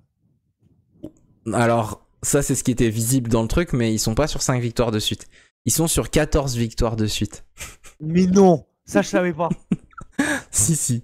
Toute compétition confondue, hein. Toute compétition confondue, ils sont sur 14 victoires consécutives. Putain. L'Atlético Madrid, attends, on va aller voir ça sur FotMob. Je vais te montrer la série, mais c'est une folie. Et là, ils ont encore gagné hein, aujourd'hui. C'était la 14e victoire. Ouais. Et la semaine dernière, ils ont gagné contre le terrible Marbella FC. Ouais, voilà, mais du coup, c'est ça. Il faut prendre tous les matchs. Si tu prends tous les matchs, je crois que ça fait 14 d'affilée.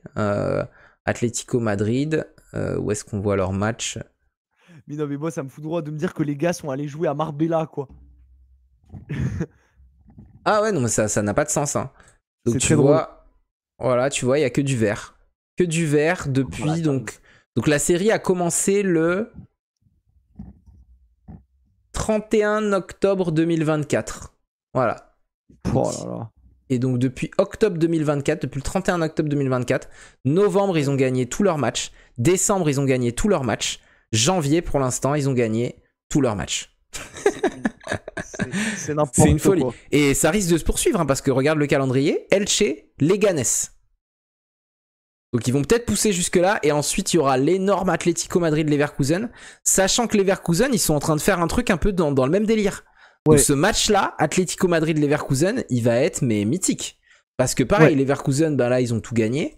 1, 2, 3, 4, 5, 6, 7, 8, 9, 10. Ce serait énorme que Leverkusen gagne tout jusqu'à l'Atlético Madrid, que l'Atlético Madrid aussi et que les deux se rencontrent. Et là, la série va être interrompue pour l'un des deux. Mais ouais, l'Atlético, franchement, et puis ce serait beau, mais bon, j'en dis pas plus parce que ça viendra peut-être dans les prédits d'après. Parlons de la Bundesliga pour terminer. Qui est ton champion de Bundesliga ? FC Bayern. Donc tu restes sur le Bayern Munich qui est leader actuellement. Moi je reste sur le Bayern. Ouais, moi je vais dire Leverkusen. Je vais dire Leverkusen. J'ai l'impression que là ils sont partis diesel, mais j'ai l'impression qu'ils sont inarrêtables. Ça va aussi avec mon idée de tout à l'heure que je pense je serais pas surpris de les retrouver dans le dernier carré de la Ligue des Champions. Et non, et puis on a donné le MVP 2024 à Florian Wirtz. Maintenant il faut qu'il assume. Il faut qu'il assume ce trophée qu'on lui a donné et qu'il amène le back-to-back pour Leverkusen, ce qui serait fou. Qui serait complètement fou. J'aimerais bien te suivre, mais FC Bayern, quoi. Ouais, mais le Bayern, regarde, là, c'était encore poussif aujourd'hui, leur victoire. Ouais, je sais pas. En fait, il y a que 4 points. Harry Kane a fait la promesse. Il a fait la promesse. C'est vrai ma deuxième partie de carrière sera pleine de trophées. C'est vrai que pour Harry, ce serait peut-être pas mal quand même qu'il la prenne. Ouais. Vainqueur Coupe du Monde des clubs. Après, on passera aux prédictions libres. Est-ce qu'il y a une autre réponse possible que Real de Madrid? Ah ouais? Clairement. Ah non, moi j'aurais jamais mis Madrid. Moi, si c'est un club européen qui la gagne, je vois pas Madrid le faire. Ah ouais, tu vois quel club? En fait, pour moi, le club, si c'est un club européen qui la gagne, il faut que ce soit un club européen qui est très très très très fin. Pour qui ça représente quelque chose de fou parce qu'ils ont fait de la merde avant en fait. Et donc du coup, pour moi, ça va peut-être être le PSG. Parce que s'ils sortent là... Déjà, s'ils passent pas les poules de... Je sais pas si t'imagines, s'ils passent pas les poules de Ligue des Champions, quand la Coupe du Monde des clubs arrive, le niveau d'appétit qu'ils vont avoir. Ils savent qu'ils viennent de sortir d'une compétition européenne où ils se sont fait humilier. S'ils débarquent dans celle-là en sachant ça, ils vont vouloir se faire voir, mais à 1000%, puisqu'ils n'auront pas été vus en Ligue des Champions. Même leurs supporters vont déclencher une attente. S'ils sortent là maintenant là et qu'ils passent pas les poules, les supporters de maintenant à fin juin, ils auront 0 match européen. Il y a une compétition internationale de clubs qui débarque. Pour moi, les supporters vont être à fond et le PSG, voilà. Et l'autre club du coup qui pourrait la prendre pour ces raisons-là, parce qu'ils ont un peu moins de visibilité sur l'Europe, c'est Chelsea. Parce que ok, ils ont beau exploser tout le monde en Conference League, ça reste que de la Conference League. Ils savent très bien que tout le monde s'en fout un peu. Donc voilà, donc pour moi les deux clubs européens qui seraient un peu au-dessus des autres par rapport à ça, c'est PSG et Chelsea. Mais pour le coup, je vais pas donner de nom de club, mais ça va être ma petite prédiction, c'est que ce sera pas un club européen qui va la gagner. À la surprise générale. Je crois que c'est arrivé la dernière fois, je crois en 2013, quand Chelsea avait perdu la finale. Alors ça c'est possible, mais le truc c'est que pour moi cette espèce de format où il y a 2 matchs à jouer pour gagner une compétition, ça a rien à voir. C'est-à-dire que c'est pas un exploit de la même ampleur. Gagner ça dans un format où tu te tapes les poules, 8e, quart, demi, finale, et où tu la prends et où t'es pas un club européen, pour moi c'est vraiment un exploit majeur. Mais déjà, je pense que par rapport au nombre de clubs qui existent, je pense pas que ce sera possible d'avoir 4 clubs européens en demi-finale. Du coup, je pense qu'il y aura au moins un non-européen en demi-finale, voire 2 selon comment les parcours se font. Ça se trouve, il y a des clubs européens qui vont s'éliminer entre eux, etc. Tu sais pas comment ça va se passer. Du coup, il se pourrait qu'il y en ait un qui se glisse en finale Voilà. Et après, pour moi, sur une finale, tout est possible. Et là, j'ai envie de croire en une dinguerie. Et surtout, j'ai envie de ça pour que ça booste l'intérêt de la compétition pour dans 4 ans. Parce que si dans 4 ans, tu reviens dans la même compétition et que le champion en titre, c'est pas un club européen, alors que les Européens enfin, à juste titre, disent de partout qu'ils ont les meilleurs clubs, bon, bah, ils ont les clubs les plus riches, de toute façon, etc. Et ben, de là, dire, ouais, mais attendez, le champion en titre, il est pas européen. Et là, du coup, tu vois, ça va créer il y aura un angle pour présenter la compétition qui donne déjà plus de hype. Par contre, si cette compétition, si genre les 3-4 premières coupes du monde du club, c'est tout le temps gagné par un club européen, ben peut-être qu'on va drop un petit peu en niveau de hype et qu'on va se dire bon, c'est un peu une fausse excuse d'inviter tout le monde, à la fin ça se finit tout le temps pareil. Ouais, mais ton analyse est bonne. Ton analyse est bonne, mais le truc c'est qu'en fait, la différence est trop abyssale. Mais écoute, ça on verra. Ça on verra. Parce que la différence est peut-être abyssale, mais le niveau de motivation sera peut-être aussi abyssal. Mais sur les 10 dernières éditions, c'est 9 clubs européens qui ont gagné. Mais bien sûr, mais parce que c'est un format où tu peux pas les battre. Tu peux pas les battre sur 2 matchs comme ça. Et surtout, ils peuvent pas se faire éliminer par un autre club européen. Dans ce format-là, ils peuvent très bien. Dans ce format-là, ça se trouve, City, ils sortent contre le Real en quart. Je sais pas. Le truc, c'est qu'il aurait fallu qu'il y ait moins de clubs européens. Parce que là, je vais peut-être jouer les rabat-joie, mais t'as l'Inter, t'as la Juventus, t'as Man City, t'as le PSG, t'as le Real de Madrid, t'as Chelsea, t'as le Borussia Dortmund, t'as le Bayern, t'as l'Atlético. Il y a dans aucun monde, c'est pas un club européen qui gagne. Et ben écoute, moi c'est ma prédiction. On verra. Dans aucun monde. On verra. Mais c'est vrai que le terrible Inter Miami. D'ailleurs, si Neymar arrive à l'Inter Miami, là ça change tout. Oh bah, parce qu'il y avait des rumeurs, pour ceux qui n'ont pas suivi, il y avait des rumeurs comme quoi. Ouais. Mais Mascherano a fait. Mais Mascherano a fait une déclaration il y a pas longtemps, là, il a dit que c'était impossible. Mais bon. Ce qui est dommage. Parce que mon petit cœur de fan de football aurait aimé quand même. Ok. Bon, on termine, Elio. Je t'avais demandé de chercher 2 prédictions libres, mais du coup un peu improbable. Si c'est des prédictions libres pour me dire, je sais pas moi, Mohamed Salah va terminer meilleur buteur de première ligue. Non merci. Même si c'est pas fait. Hein. Mes deux pronos improbables. Moi, j'ai mis que Monaco ne terminerait pas dans le top 3. Ok. En France. Ok. Et j'ai mis aussi que l'AC Milan finirait dans le top 3 en Italie. Wow. Ah ouais, non, d'accord, t'as été très très loin dans la prise de risque là. Ouais. Ah ben en plus c'est marrant parce que sur la Serie A, c'était la question que j'allais te poser moi. J'avais une question et là du coup tu viens d'y répondre. Je te dirai tout à l'heure mais ok, intéressant. Donc Monaco pas dans le top 3, ça me paraît, je dirais que c'est pour moi c'est du 50-50 ça. Ouais. Et Milan AC dans le top 3, par contre là on est plus sur du 10-90. Parce que si ça se termine dans le top 3, ça veut dire que ça termine. Parce que bon, le top 3, on a Inter, Milan, Naples, Atalanta. Ça veut dire déjà qu'ils terminent devant une de ces 3 équipes-là. Ouais. Franchement, très très chaud. Je pense qu'ils vont terminer devant Naples. Donc, tu penses qu'ils vont terminer devant Naples? Tu vois Naples s'effondrer un peu. Mais en fait, le truc, c'est que le départ d'un tel mec au milieu de la saison, ça va forcément laisser des dommages. Forcément.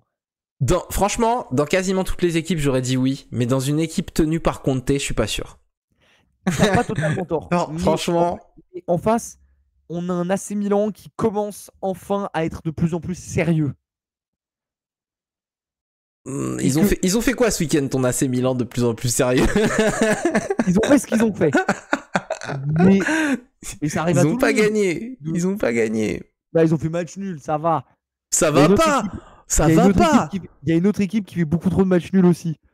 Oui, mais justement, tu vas voir que ma question, elle était un peu là-dessus. Non, l'AC Milan, ils doivent commencer par remporter les matchs à domicile en championnat. Contre qui ils jouaient ce week-end? J'ai déjà oublié.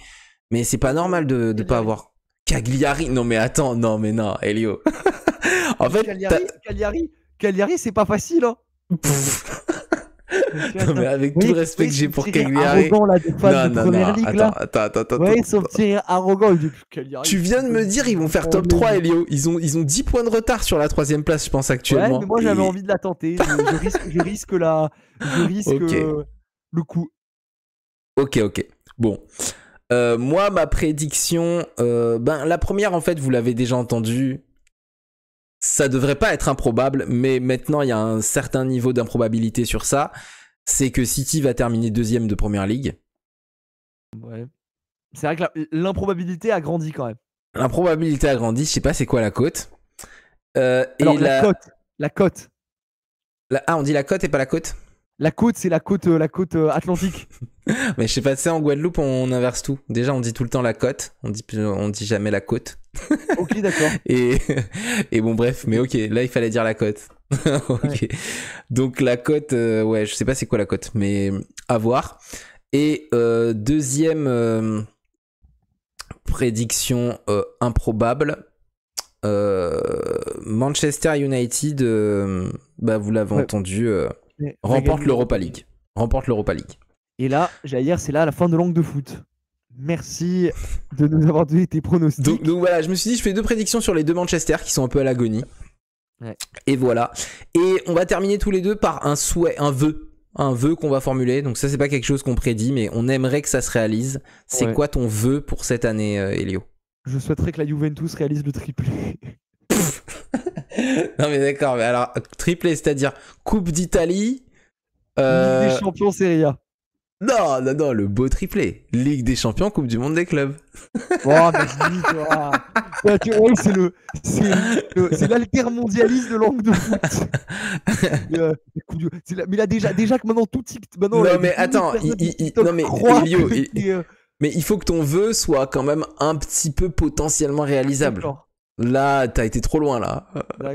Choisis un titre à la limite pour eux, si tu veux. Ça va rejoindre un peu ce que j'ai dit avant sur la Bundesliga. Mais je souhaiterais que Harry Kane gagne un trophée. Oh, c'est beau. Ah, c'est gentil. Parce qu'en fait, c'est gentil pour lui. Comme diraient nos amis arabes, miskin. Genre, vraiment miskin, quoi. C'est pas faux. C'est pas faux. Eh ben écoute, c'est quoi, tu m'as fait changer mon vœu.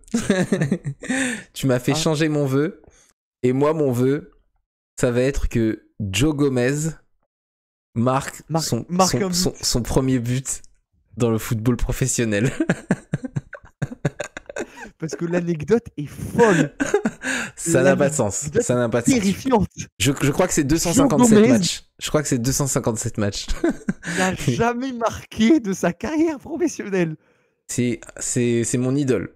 C'est mon idole. De toute façon, d'ailleurs, je sais pas si je vous ai dit, mais si je gagne la Maxi Draft, c'est ça le maillot que je veux. Je veux le maillot domicile de Liverpool cette saison, floqué Gomez. Il n'a jamais marqué, mais le zéro absolu. Quoi. Avec zéro de soucis, il a toujours pas marqué. Je veux ça. Absolu, maillot domicile Liverpool, Gomez dans le dos, 0 en numéro. Waouh, magnifique. Collector. C'est pas possible. Là, mes yeux deviennent ronds, ovales. C'est une légende, mec. C'est une légende. Merci, Joe.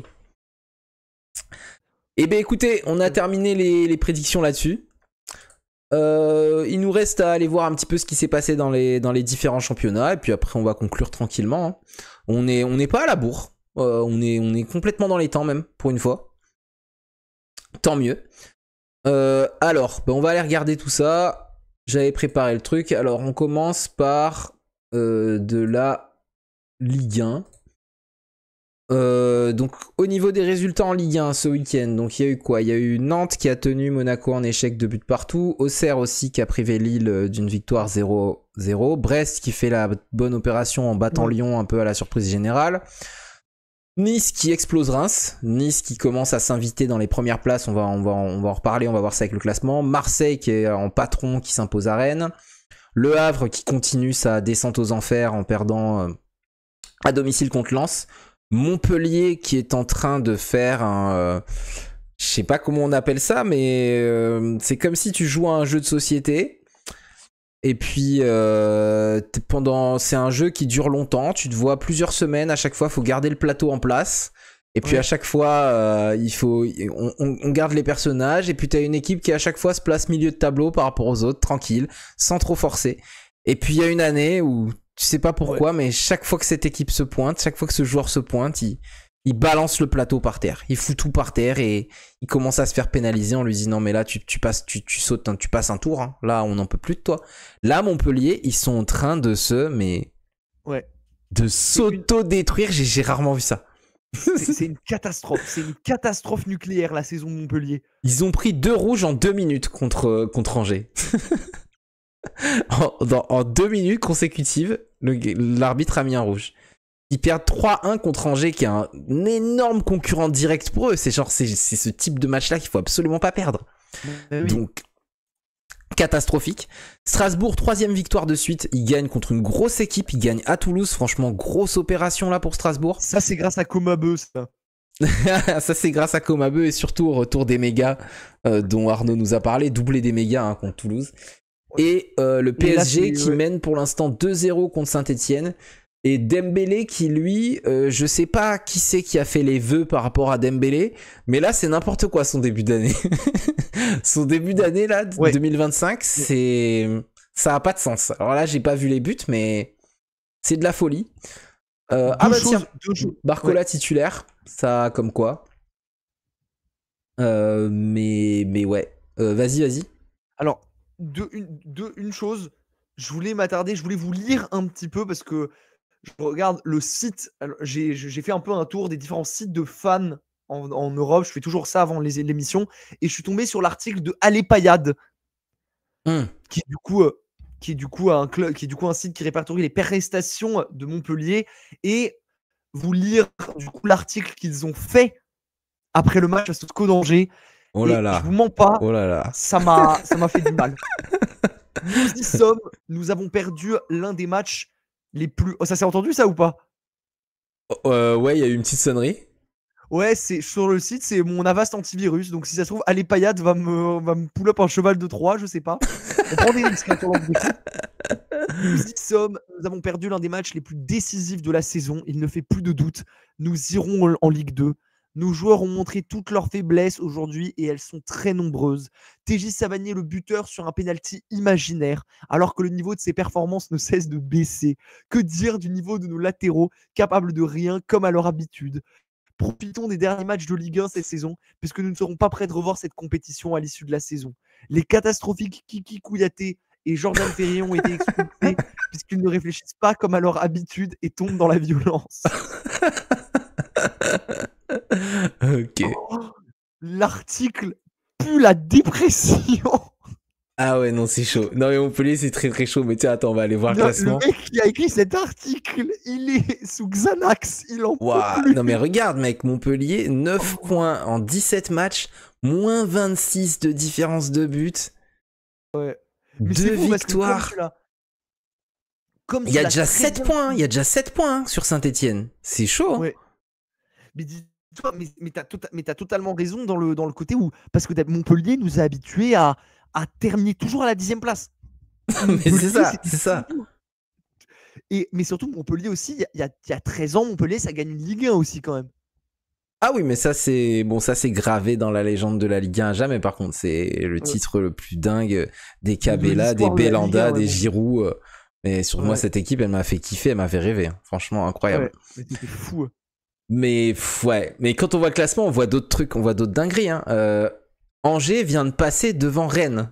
Wow, Rennes aussi, hein, ça sent la catastrophe en Rennes aussi. Ouais, mais d'ailleurs, semaine prochaine, petit teaser, semaine prochaine, on sera à nouveau avec Mélanie qui va faire l'émission avec nous.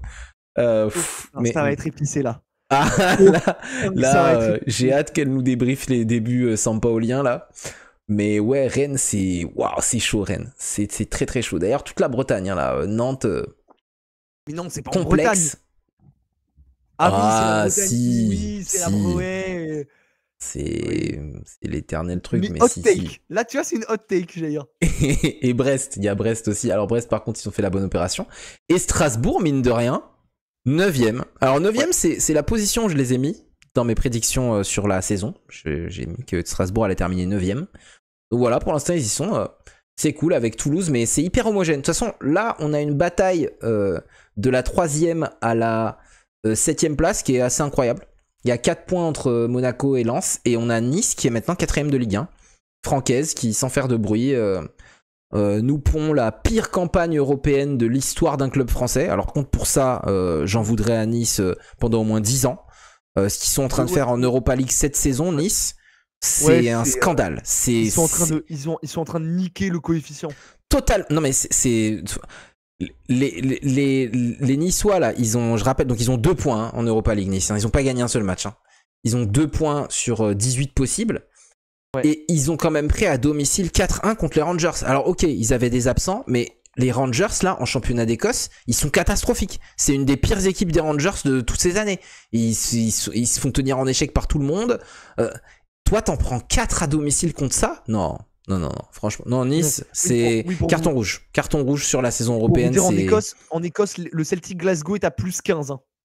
Bien sûr. Il y a rien. De toute façon, je vais te dire, l'entraîneur des Glasgow Rangers, je le connais très bien. C'est zéro. C'est Philippe Clément, ancien entraîneur de Monaco, un des pires entraîneurs que j'ai vu à Monaco. Donc voilà, je suis pas étonné, mais non, batailler comme ça Nice pour aller se qualifier dans les coupes européennes, pour moi c'est sanction. Normalement il devrait être interdit de Coupe d'Europe l'an prochain. Ce que tu nous as fait cette année, non mais ça mérite ça. Attends, ça veut dire que là ils sont encore en train de squatter un strapontin européen. C'est pour nous refaire ça l'année prochaine encore ? Non, envoyons Brest. On envoie Brest, on envoie n'importe qui, mais Nice là non, c'est pas possible. Non, vraiment je suis vénère contre eux. Donc voilà pour la Ligue 1. Bon, on a compris que ça allait être plié pour le titre. La 2e place, ça semble quand même vachement promis à Marseille qui monte en puissance. Et la 3e place, ça va être la bagarre. C'est terminé entre le Real et le Barça, 5-2 score final. Ok, donc la Supercoupe pour le Milan en Italie, la Supercoupe pour le Barça en Espagne, pour Paris en Ligue 1 et en PL, ils font pas ça. Pas en PL là. Ou alors ils l'ont fait au début de saison et j'ai oublié. On remercie encore une fois de créer des compétitions pour rien faire. Super, ouais. Mais vraiment, parce que là ok, ils ont gagné la Super Coupe, ok. Bon, écoute, ça fait. Qu'est-ce que tu veux ajouter ? Ça fait un titre. Ça fait un titre. Et je rappelle que Monaco a remporté aussi un trophée en battant Barcelone en match amical en début d'année. Et que donc Monaco est déjà un titre aussi cette saison. Faut pas oublier ça. En ayant battu le Barça qui vient de mettre combien au Real Madrid, tu as dit ? 5-2. Voilà, donc moi je propose que Monaco soit considéré comme le vrai vainqueur de la Supercoupe d'Espagne, puisqu'on a tabassé 2 fois Barcelone pour ce trophée-là, et ensuite en Ligue des Champions. Tu peux le dire, t'as le droit de le dire, t'es content. Peut-on dire du coup que Monaco doit être sacré champion d'Espagne ? Puisque le Barça vient d'en mettre 5 au Real et la fois d'avant 4. Par contre, le Real c'est chaud là. 9-2, ça fait 9-2 contre Barcelone sur les 2 matchs. Ouais. Et là, ça fait mal. C'est chaud. Là, ça commence. Ça va un peu crier, je pense, dans les vestiaires. Ah, ça pique. La Serie A, et en fait, la question que j'avais pour toi, Elio, sur cette Serie A, à la base, c'était qui terminera devant entre le Milan et la Juve. Et du coup tu me dis que le Milan fera 3ème, donc le Milan pour toi terminera devant la Juve. Ça c'était la question que j'avais. Et la deuxième question que j'avais, c'est y a-t-il un moment où une équipe peut être éliminée de son championnat, disqualifiée de son championnat à partir d'un certain nombre de matchs nuls? Oh putain, le chien. Je crois qu'on n'a jamais vu ça dans l'histoire du championnat, une équipe invaincue qui n'est pas dans le top 4. On va zoomer. Ils sont où les... Ah non, quand on zoome, ça fait disparaître les matchs. Ouais. 12 matchs nuls en 19 matchs. Non mais c'est quoi ça? C'est une invaincue. Invaincu.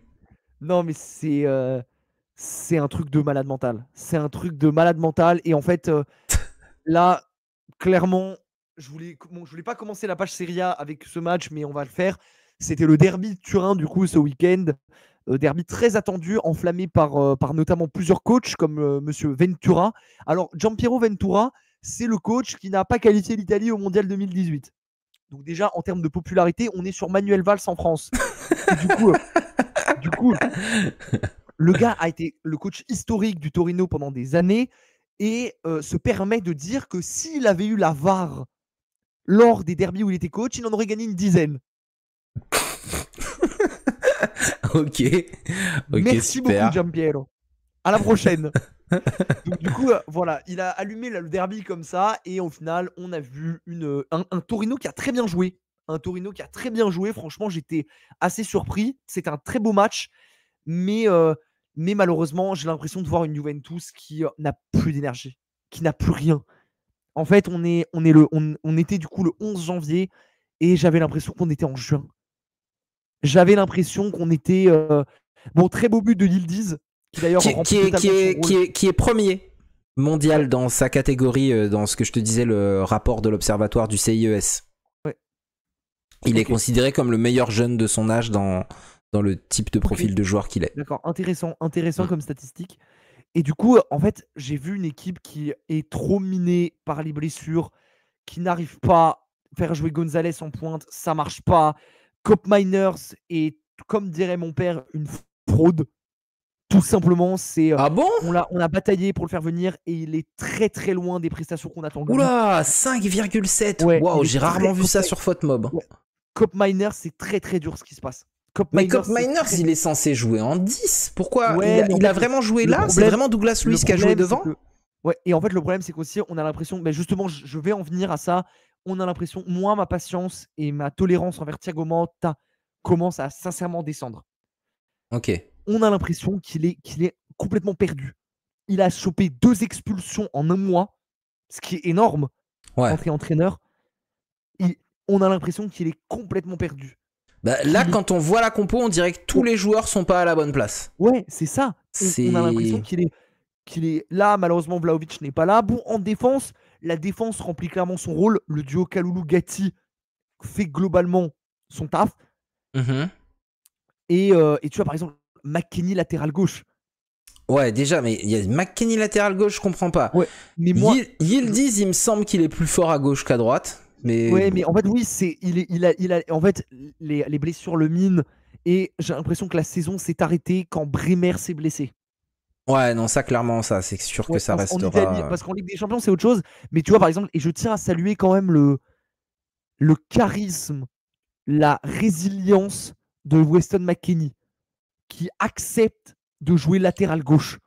Ah, mais qui accepte de jouer partout, le gars. Hein. Ouais, C'est. c'est le couteau suisse de cette équipe. Hum. On en avait déjà parlé plus tôt dans la saison, le parcours et Weston McKennie, qui est un exemple, tu vois, de résilience, de continuité, de régularité, parce que c'est un mec, pour ceux qui ne savent pas, il est parti à Leeds en prêt, Ouais. et ça n'a pas du tout marché. À Leeds, et quand il est revenu à Turin, il était en prêt. Hein. Donc on savait qu'il allait revenir. Il n'avait plus d'armoire à son nom dans le vestiaire. Ah ouais, ok. Ouais, non, ça, c'est scandaleux. Et en fait, il avait été mis sur la liste des joueurs indésirables par Motta. Au final, il a lutté, il s'est accroché, il a dit écoutez, les mecs, moi je veux rester, j'aime le club, je veux rester.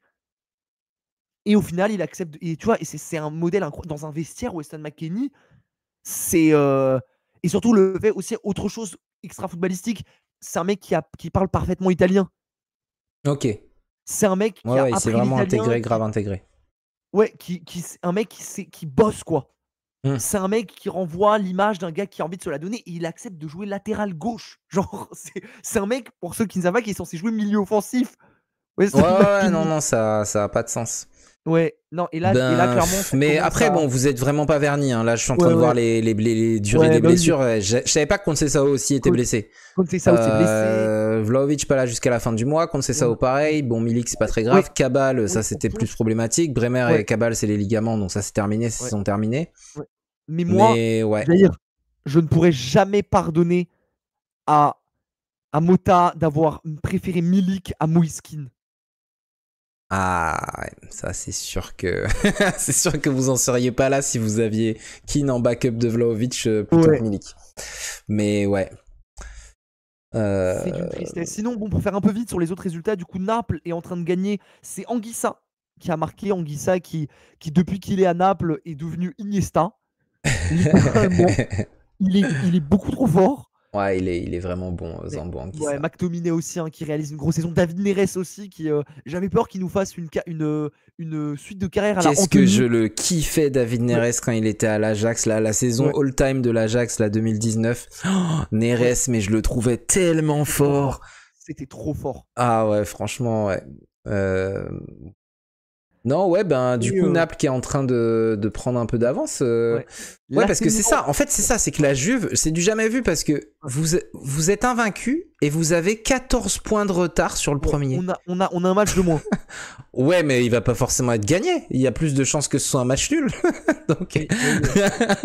non, donc... mais oui, non, mais en termes de défense, tu vois, Naples, par exemple, la défense de Naples, 12 buts pris en 20 matchs. Ouais, mais ça, on s'y attendait avec Antonio Conte. Oui, mais c'est de la maladie mentale. Non, et en plus, je pense que sur les 12, il y en a 6 qui sont en 2 matchs. Je crois qu'il y a 2 matchs où ils en prennent 3. Ouais, il y en a 6 face à l'Hellas lors de la première journée. Hein. Voilà, donc du coup, ils ont pris 6 buts en 2 matchs et du coup 6 buts en 18 matchs. Donc non, ça veut dire 1 but tous les 3 matchs de moyenne si on enlève les 2 matchs où ça a pété. Parce qu'ils ils ont pris 3-0 contre l'Atalanta aussi. Mais ouais, non, Naples, défensivement, c'est vraiment impressionnant. Et on a Naples-Juventus dans 2 semaines. Et on a Atalanta. Alors Naples va enchaîner 3 journées de feu avec l'Atalanta, la Juventus et la Rome.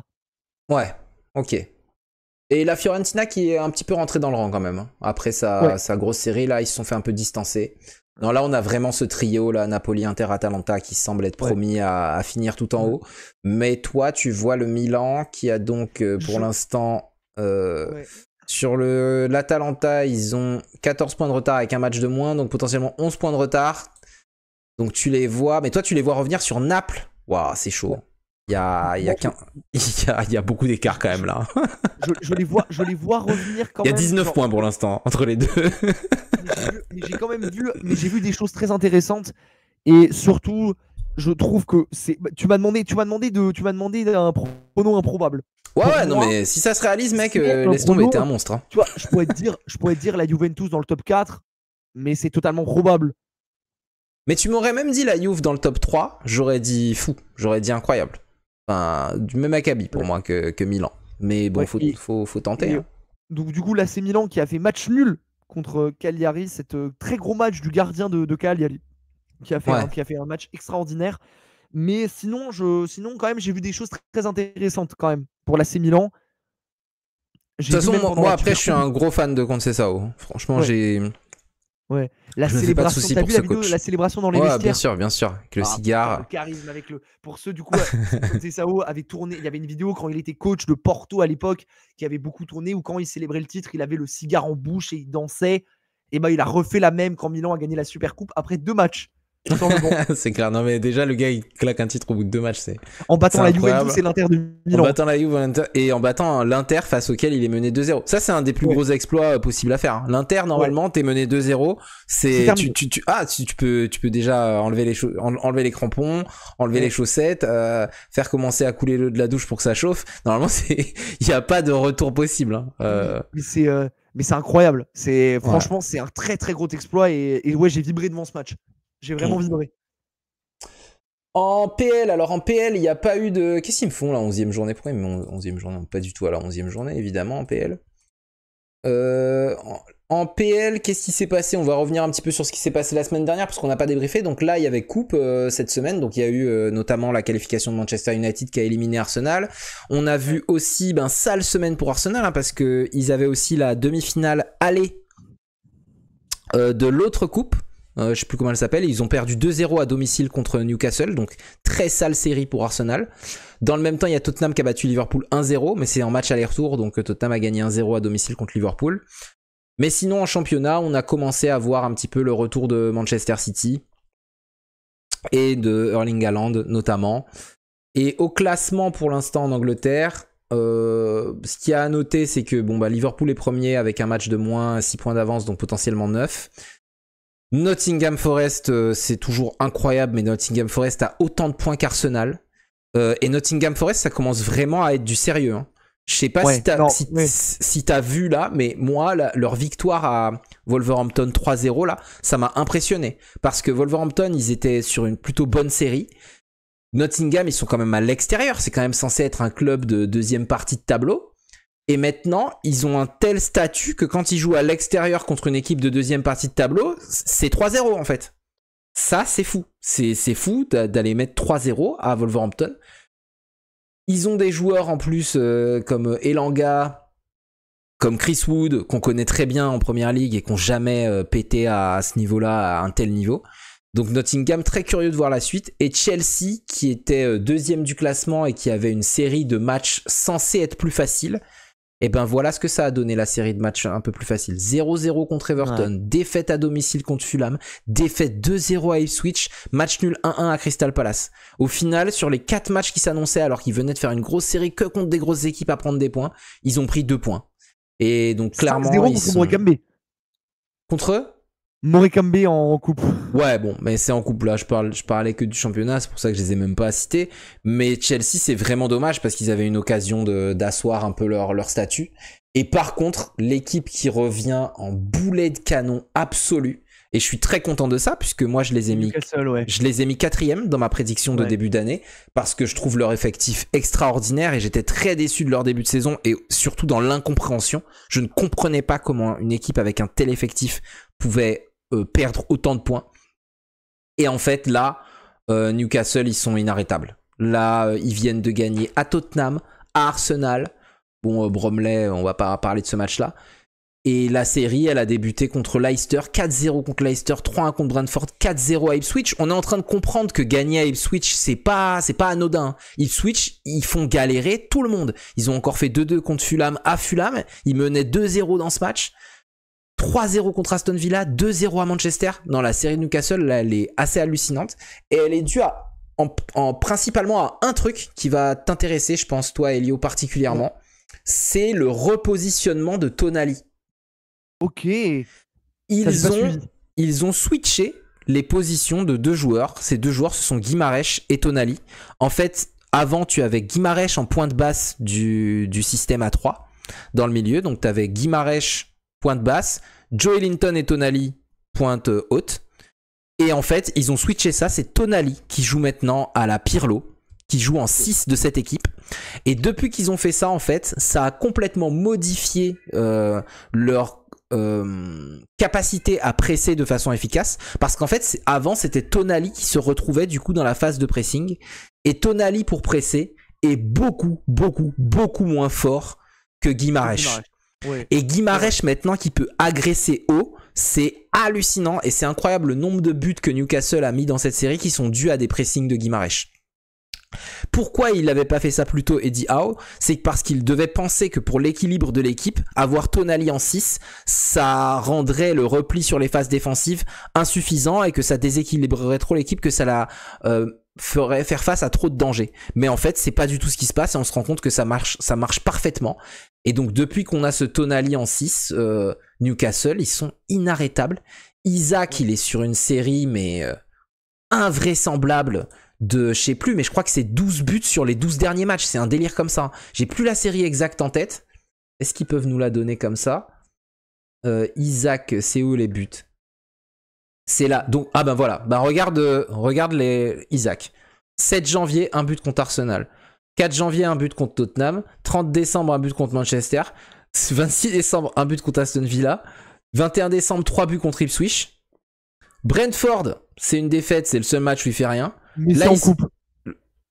Et Brentford, je crois pas que ce soit en coupe. Ah oui, c'est celui-ci qui est pas en coupe. Celui-ci c'est en coupe, ouais. Donc, championnat, but contre Leicester, but contre Brentford, but contre Liverpool. Voilà. 1, 2, 3, 4, 5, 6, 7, 8, 9, 10. 10 buts sur les je sais pas combien de derniers matchs en championnat, je dirais 7 ou 8. Incroyable Isaac, trop fort ce joueur. Il est vraiment en train de prendre une dimension et là honnêtement tous les gros clubs de PL qui cherchent un 9, c'est sur lui qu'il faut partir. J'allais dire, je n'attends de voir que le summum du summum, Isaac Gyökeres en équipe nationale de Suède. Oh là là là là. Mais en plus ils sont tellement complémentaires, ils ont pas du tout le même profil. Non, la Suède ça va être dinguerie. Hein. J'ai trop hâte de voir ça aussi. Tout ça encadré par Zlatan Ibrahimovic. Oh ça y est. La Liga. La Liga, le classement, bah la seule question que je vais poser c'est à quel point... Ah oui, parce que c'était ça le souhait, le vœu que tu m'as fait changer. Mon vœu c'était que Griezmann remporte la Liga, à la base. Ok. Qu'il n'a jamais remporté. Vrai. Il n'a jamais remporté. Et là, je me dis que c'est la saison pour. Bah, on a parlé de la série de l'Atlético Madrid, 14 victoires de suite. Et là, ils sont leaders de la Liga. Ils se sont mis en mode... on ne prend plus jamais de but. On a décidé de ne plus prendre de but, tout simplement. Voilà. Marbella FC, 12e division. Je dis n'importe quoi, hein, mais voilà. 1-0, rideau. On n'a pas besoin d'en faire plus. Osasuna à domicile, 1-0, rideau. Quand l'Atlético se met dans ce mode-là, c'est terminé. La dernière fois qu'ils ont fait ça, ils ont été champions. Ouais, c'est terminé. 1-0 et on ferme la boutique. 1-0, rideau. Terminé. Les mecs ont pris 12 buts. 12 buts. Non mais 12 buts en 19 matchs. Mais en plus, dans ces 12 buts, il me semble vraiment qu'ils ont mal commencé la saison. Donc c'est un peu pareil que pour Naples. Hein. Sur les 12 buts, il doit y en avoir pas mal qui sont il y a longtemps, tu vois. Donc pour toi tu dirais que c'est quel pourcentage de chance pour toi qu'ils prennent le titre? J'ai du mal à les voir prendre le titre devant le Real. Ouais, mais du coup, tu dirais quoi? 15%? J'irais 20%. 20%? Une chance sur 5? Ok. Non, moi, franchement, je vais les mettre plus haut que ça. Hein. Moi, je dirais que j'ai dit que Barcelone allait prendre le titre. Mais si je suis honnête en pourcentage, c'est pas le pourcentage le plus haut. Ça, c'est une prédiction, donc c'est un feeling, voilà. Mais je dirais que là, en l'état actuel des choses, Barcelone a 25% de chance de gagner le titre. Le Real, 40% et l'Atlético, 35%. Ok. Je verrai le truc comme ça. Ambitieux. Voilà. En tout cas, on va suivre ça. Il y avait le duel des... Il y avait un Tocarico en Liga. Je sais pas si tu as vu, il y avait le Tocarico ultime cette semaine. Oui, je sais, mais t'es un connard, il y a un club, il a vécu des inondations historiques aussi. Ah oui, pardon. Pardon. Pardon. Les mecs, ils ont connu 300 morts et lui... Je n'ai rien dit, je n'ai rien dit. Il n'y avait pas... Non, mais je ne parlais pas de ce match-là. Attends, faut que je trouve un autre match avec des équipes de tocards pour... Et voilà, pour m'en sortir. Attends. Il faut que je trouve un autre match pour me sortir de cette panade-là. Pourquoi ça marche pas, là dire, mais c'est vrai que... Mais déjà, Valence, ça allait déjà mal avant les inondations et ça fait des années que ça va mal. Oui, grave. Dernier championnat, la Bundesliga. Le Bayern toujours en tête, 4 points d'avance, mais comme on l'a dit, le Leverkusen est sur une série, ben voilà, vous voyez, il n'y a que du vert là, que des victoires sur les derniers matchs, ça y est, hein, la machine est lancée. Francfort, du coup, se retrouve à la lutte avec Leipzig qui s'est bien relancé après un trou d'air énorme. Finalement, ils ont conservé leur coach. Marco Rose est resté. Et surtout, ils ont connu le retour de... Quand on dit un seul être vous manque et tout est dépeuplé, ils ont connu le retour de Xavi Simons. Et ça, ça leur fait du bien. Il a mis un doublé ce week-end. Si on regarde les matchs par phase, hop, Xavi Simons, il a mis un doublé. C'était contre Wolfsburg, si je dis pas de bêtises. Je dis des bêtises, c'était contre le Werder. Je confonds. C'est fou quand tu vois cette équipe de Leipzig en Bundesliga et en Ligue des Champions, c'est un cataclysme. Mais c'est un cataclysme parce qu'ils ont fait quasiment toute la compétition sans Xavi Simons. Voilà. C'est ce niveau-là d'importance que le mec a. Parce que quand tu regardes, mais quand tu vois ce trio-là, franchement, c'est que du kiff. Chesko, Simons, Openda, c'est énorme. T'as du Campbell au milieu, on sait que c'est un soldat, il est tout le temps bon. Non, l'équipe, elle est suffisamment bonne pour... Enfin, évidemment, elle est suffisamment bonne pour faire top 24 de Ligue des Champions, ce qui ne sera pas le cas du coup. Ouais, non, ils ont 0 win. Non, mais c'est pas 0 win, défaites, ils ont 0 points. C'est pire que ça. Ouais, voilà. Non, donc c'est extraordinaire. Et du coup, là, vu qu'il reste que 6 points à prendre, ils ne peuvent même plus finir dans le top 24. Ah non, c'est fini. C'est fini. C'est fou quand même. Leur compétition est finie 2 matchs avant la fin. 2 journées de la fin quand même. Ah, c'est chaud, hein. Être éliminé 2 journées de la fin, ils doivent pas être beaucoup dans ce cas. Hein. Il doit y avoir 2 équipes en Ligue des Champions pour qui c'est le cas. Si tu dis dans les deux, il y a Leipzig, tu fais tu fais un guess who I am à n'importe qui sur la compétition. Tu lui dis alors, tu as raté tout le début de la Ligue des Champions. Regarde les 36 équipes. Il y en a 2 déjà éliminées avant les 2 derniers matchs. Quelles sont ces 2 équipes? Tu fais ça sur 1 million de personnes. Je pense que t'en as 0 qui citent Leipzig. Pour Leipzig, Tu seras sur du 0%. Pour vous dire, les équipes éliminées, on a les Young Boys. Ouais, bah ça c'est trouvable. Bratislava et ça Leipzig. C'est trouvable. Voilà, tu vois, jamais tu te dis ça. Tu mets l'étoile rouge, tu mets. Enfin, je sais pas moi. Grosse pensée à mes fans des Young Boys qui ont marqué 3 buts et ont encaissé 22 en 6 matchs. Pas mal, pas mal. Grosse pensée à mes gars des Young Boys. Ouais, non, difficile pour certains clubs la Ligue des Champions. Donc voilà, et puis bas de classement d'ailleurs, il faudra que la Cour des Miracles revienne. J'ai pas eu le temps de la préparer cette semaine, mais il faudra qu'on fasse un petit tour sur la Cour des Miracles pour voir un peu qui sont les pires équipes d'Europe. Mais voilà, on a toujours Borum et Lostenkheim. Par contre, on s'est bien planté sur St. Pauli. Hein. Ouais, St. Pauli, ils avaient un autre projet en fait. 2 victoires en 5 matchs, St. Pauli qui baise mon prono. Ah, totalement. St. Pauli, ils étaient pas dans la Cour des Miracles en fait. Donc voilà. Eh bien écoutez, on va conclure là-dessus. Tiens, juste, je vais faire une petite pub pour un compte que j'aime bien. Pour Comabeu 9. Non, mais c'est une personne. Je sais même pas si t'as capté, mais c'est une personne qu'on suit sur Instagram, notamment. Ah ouais, ouais, c'est une personne qu'on suit sur Instagram. Et alors, attends. Oh, c'est un mec qu'on connaît? Non, trop pas. C'est à la base, en fait, cette personne nous a suivis, nous, quand on a. Après qu'on ait invité Mélanie. Je pense que c'est une amie. Je pense que c'est une amie de Mélanie. D'accord. Et du coup, tiens, comment on voit les abonnés là sur l'accueil là? J'essaie de retrouver son compte. Comment je peux faire? Afficher votre chaîne. Tac. Et comment je vois les comptes auxquels on est abonné? Abonnement, si j'arrive pas à retrouver son compte, parce qu'en fait c'est une femme. Son YouTube c'est FF Carla, mais je sais pas pourquoi je le trouve pas. Donc elle nous suit depuis que Mélanie est venue chez nous, et en fait elle couvre le football féminin, mais comme vraiment j'ai jamais vu personne le faire quoi. C'est un truc de malade. Elle met 10 stories par jour, elle couvre quasiment tous les matchs qui se déroulent en même temps. Et là, en fait, donc on sent qu'elle a une passion hallucinante, incroyable pour le football féminin. C'est trop cool parce qu'il y a, enfin, je connais peu de personnes. Donc pour les gens qui sont intéressés par le football féminin, vous pouvez aller la suivre. C'est FF Carla. Ça s'écrit comme ça, mais je pense que si on le tape sur YouTube, on peut pas trouver parce que son compte est trop récent. Ouais, on trouve pas comme ça, mais c'est FF Carla. Je crois qu'il y a 2 A pour trouver le compte. Ouais, donc là, je le trouve pas comme ça. Faudra que je le mette, mais sinon vous pouvez aller voir sur... Bah tiens, on la suit sur TikTok, donc les abonnés TikTok, vous pouvez voir dans les 11 personnes qu'on suit, elle est dedans.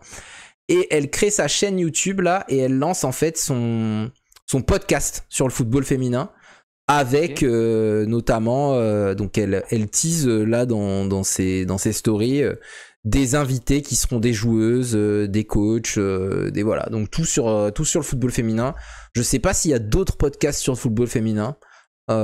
Probablement, mais en tout cas moi je suis pas assez informé pour connaître, mais en tout cas voilà, donc si ça vous intéresse, allez lui donner de la force. C'est FF Carla. Par contre, ouais, pour trouver le compte directement sur YouTube, c'est une galère.